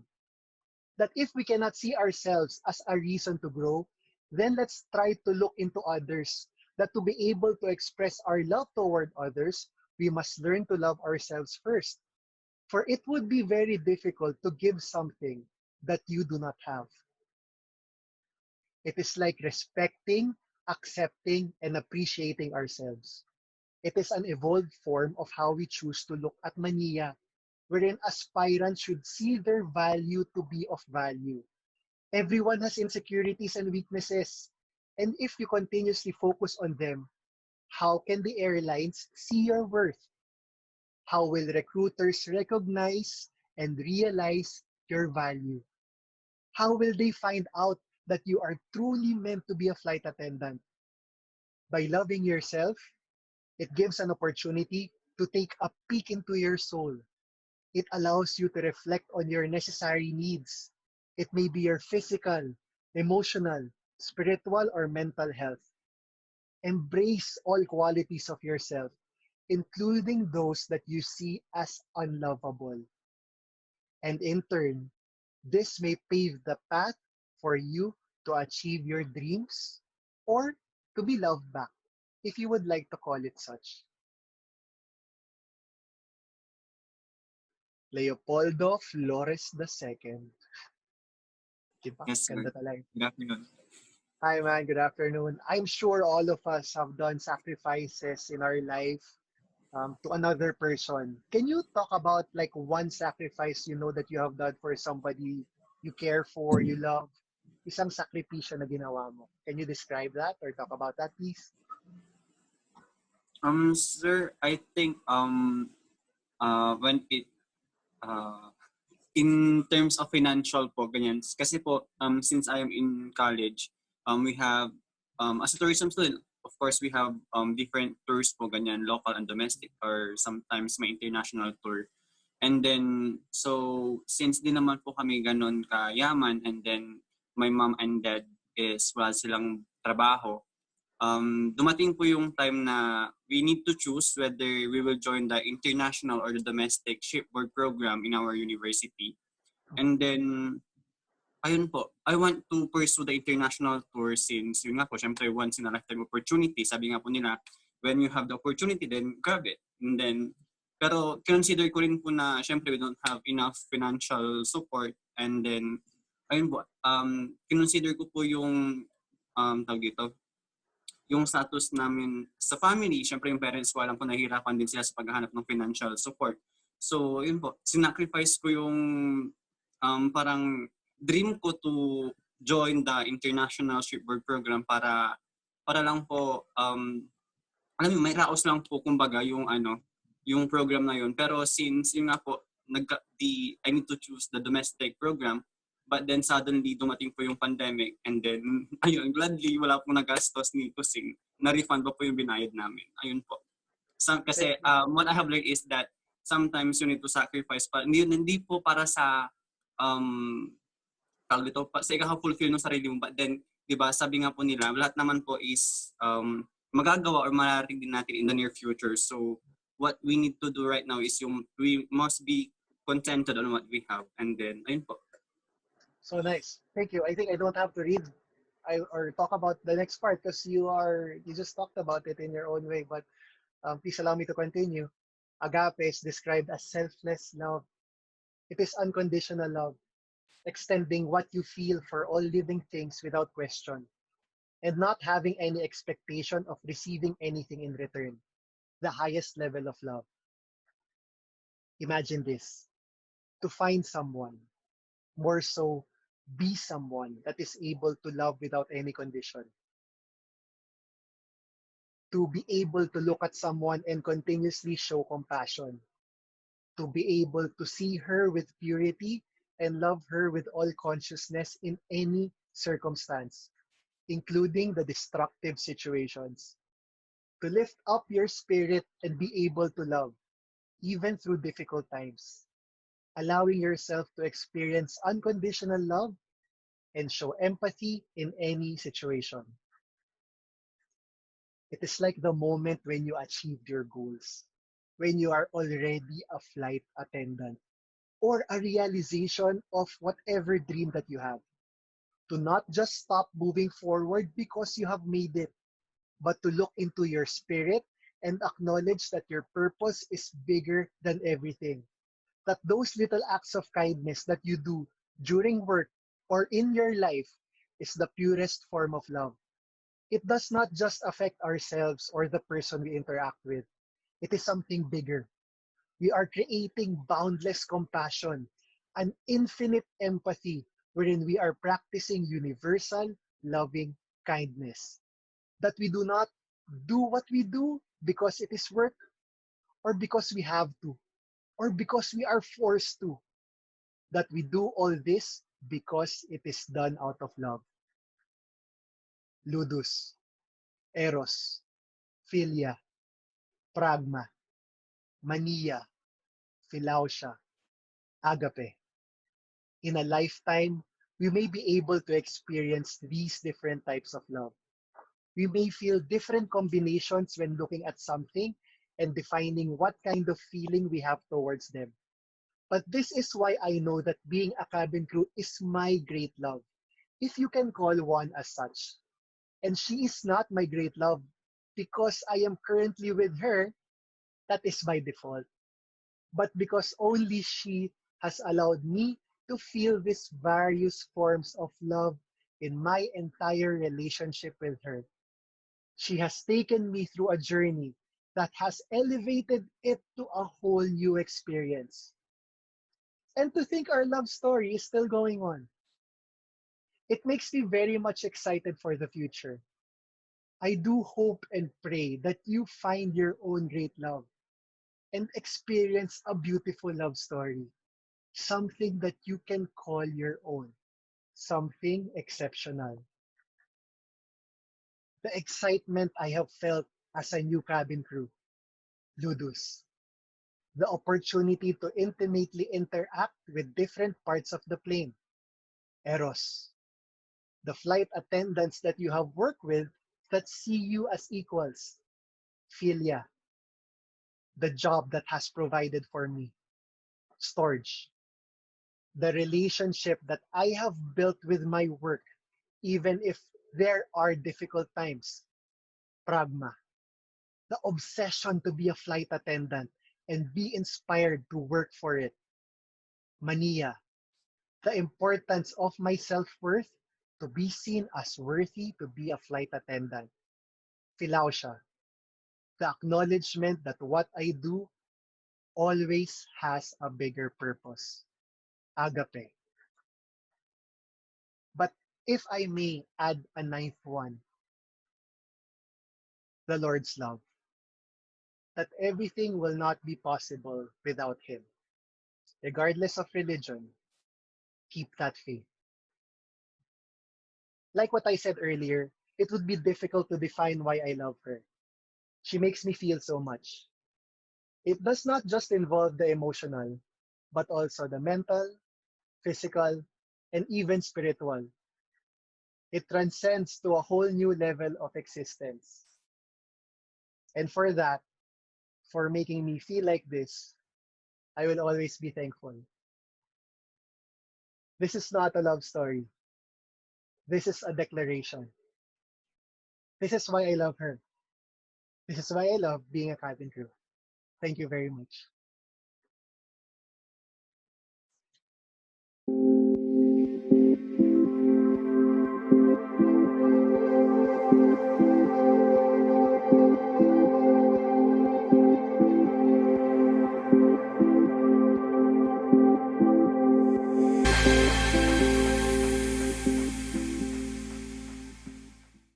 May I just forward this to our closing remarks?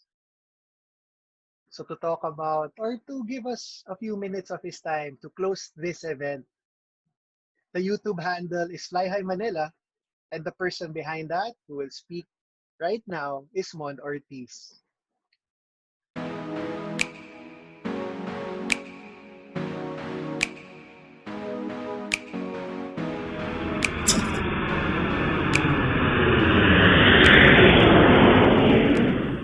Right. Can you hear me? Sorry this will take lang for a while. Anyway, hello everyone, and Amor, it's really an honor to be your social media partner for this virtual conference. Yung dating pangarap mo, naging totoo na. So, just a quick question. Ilan sa inyo followers ng Flyhigh Manila? Okay, well, anyway, so thanks, and please do keep following. So I just have a few things lang to say. Just these things stuck to my head, and these came from the speakers. Okay, and I'm sure these tips will help you throughout your journey to become a cabin crew. So from FJ Guido, proper time management involves planning, performing well, and increasing effectivity and productivity. From CJ De Guia, leadership without respect is weak. Love without respect is weak. From Janine Santarina, sorry.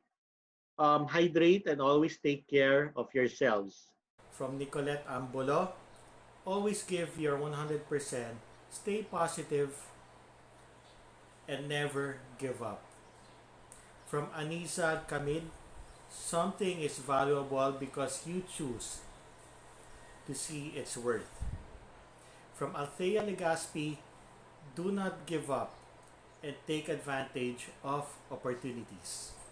From Giancarlo Rosario, safety is the number one priority of cabin crew, and number two is that we are also ambassadors. From Ruth Ramos, do not allow yourself to be an obstacle that stands in your way in achieving your dreams. From Rosette de la Peña, communication and respect is the key in creating harmonious working relationships. From Erica Agner, choose to live life that there's no tomorrow, but while still being a responsible person at the same time. From Ina Ramos, embrace your flaws, use your strength to cover your insecurities, and do not get trapped. From Marian Carmelo, no matter how high you get, never forget where you came from and be humble no matter what. From Amor Maximo, try to be that person you wish was there when you needed someone to understand. From Kath Alano Sikat, close your eyes and always remember the moment why you want to reach your dreams. And then when you start feeling tired, just close your eyes again, remember the moment, and be re-energized.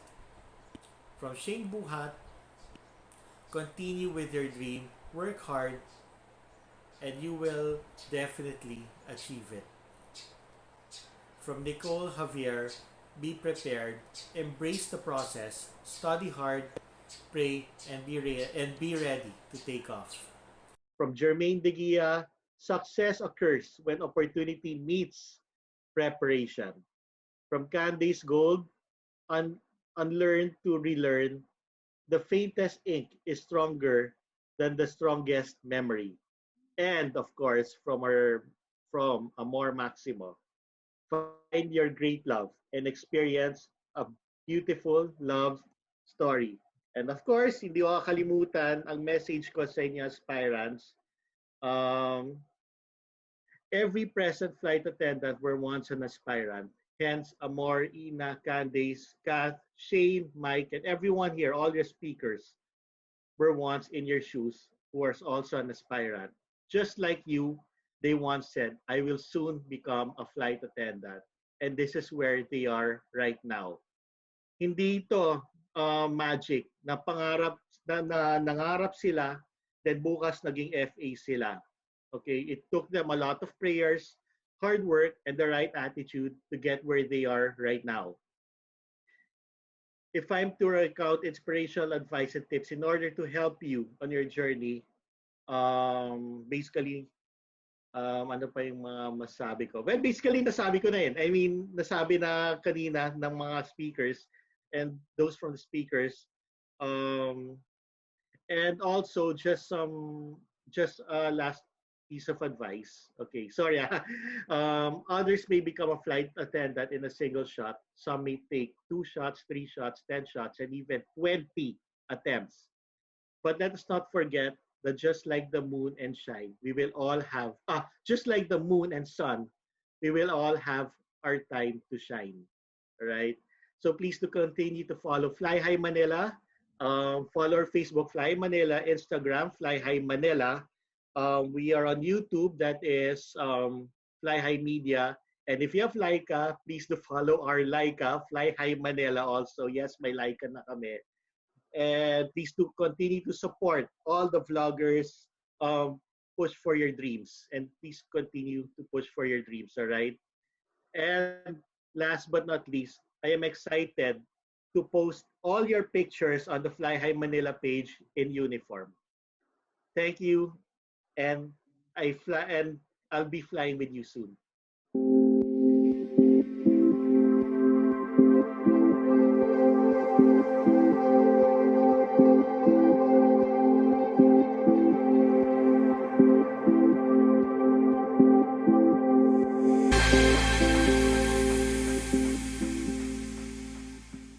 Please do not forget, you are important. You are beautiful. You are intelligent. You are successful. You are blessed. You are loved. You are exceptional. And if there's anything else that you need, my name is Amor. Thank you very much and have a good night.